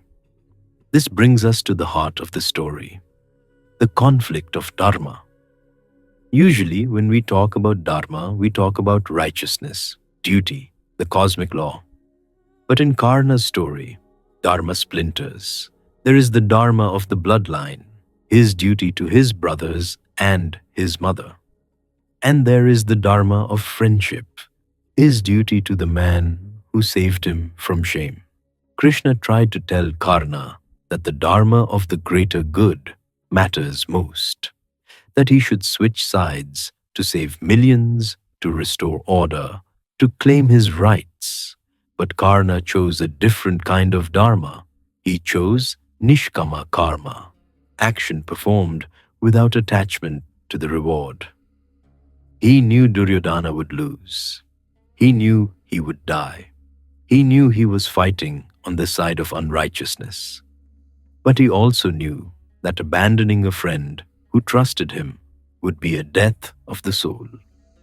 The storytellers aren't telling us that Karna made the right choice in a political sense. They are showing us that he made the only choice his heart could sustain. He taught us that sometimes loyalty requires you to burn. He showed us that you can be on the wrong side of history, but on the right side of friendship. It's a messy, uncomfortable lesson, but it's one of the most human truths in the epic. And we have to talk about the curses. It's easy to look at Karna's life and say he was just unlucky. The insect bite, the cow, the wheel, the forgotten mantra. It feels like the universe was conspiring against him. And in a way, it was.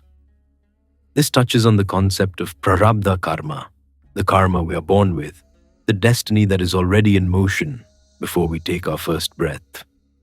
Karna was born to suffer. He was born to be tested. But the brilliance of his character and the lesson for us is in how he reacted to that unfairness. He didn't crumble. He didn't spend his life complaining that the game was rigged, even though it absolutely was. He simply played his hand with as much grace and ferocity as he could. When he gave away his divine armor to Indra, he knew it was a trick. He did it anyway. When he promised Kunti he would spare 4 of her sons, he knew he was signing his own death warrant. He did it anyway. This is the concept of dana, charity or generosity, taken to its absolute limit. Karna is often called Danavir, the hero of charity. The ancient sages wanted us to see that while you cannot control what the world takes from you, you have absolute control over what you give. The world took his armor, his status, and his life, but it couldn't take his generosity. He gave that freely, right up to the end. Ultimately, Karna represents the struggle of the individual against fate. Most of the characters in the Mahabharata have a divine safety net. The Pandavas have Krishna. Bhishma has his boon of choosing his time of death. Duryodhana has his armies.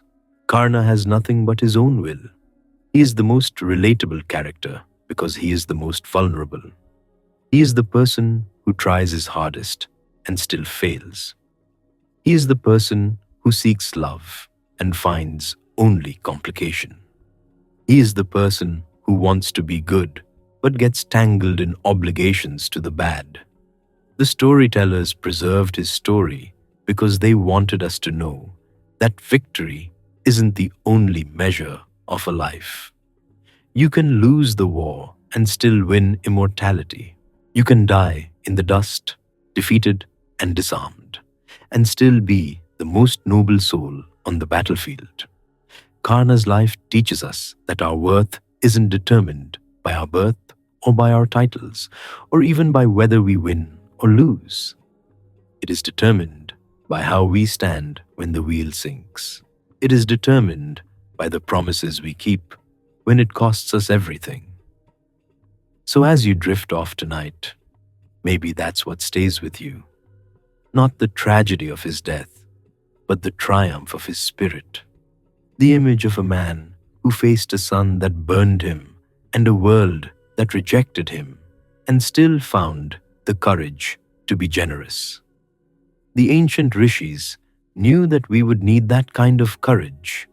They knew that we too would face moments where the ground feels soft beneath our feet and the answers don't come. And they gave us Karna so we would know that even in the dark, we can still shine. The story is complete. You've walked the path with him. You've carried the weight. And finally, you can set it down. Sleep comes like the Ganga, steady, ancient, carrying you toward morning. You drift with the current now, with the prayers, with the flowers, with the memory of a man who was given nothing and gave everything. The water holds you, the darkness softens, the weight of the day releases its grip on your shoulders. Somewhere, a basket floats on an endless river. Somewhere, a mother weeps for a choice she cannot unmake. Somewhere, a son of the sun finally rests in his father's light. And you let it all go. The war, the crown, the grief that will never fully heal. You let the river take it, the way rivers take everything, the way the Ganga has always taken the prayers and the ashes and the secrets of the living. The water is cool against your skin, the stars are soft above, the story settles into silence. And in that silence, you find something that feels almost like peace. The current carries you now, steady, patient, ancient. The same river that began this story ends. The same water that took him away, brings him home. Rest now. The Ganga flows on. And somewhere in its depths, a golden light still shimmers. The memory of a man who carried the sun in his chest, and sorrow in his shadow, and love in his hands, even when the world gave him nothing to hold. Sleep. The river will keep watch. It always has.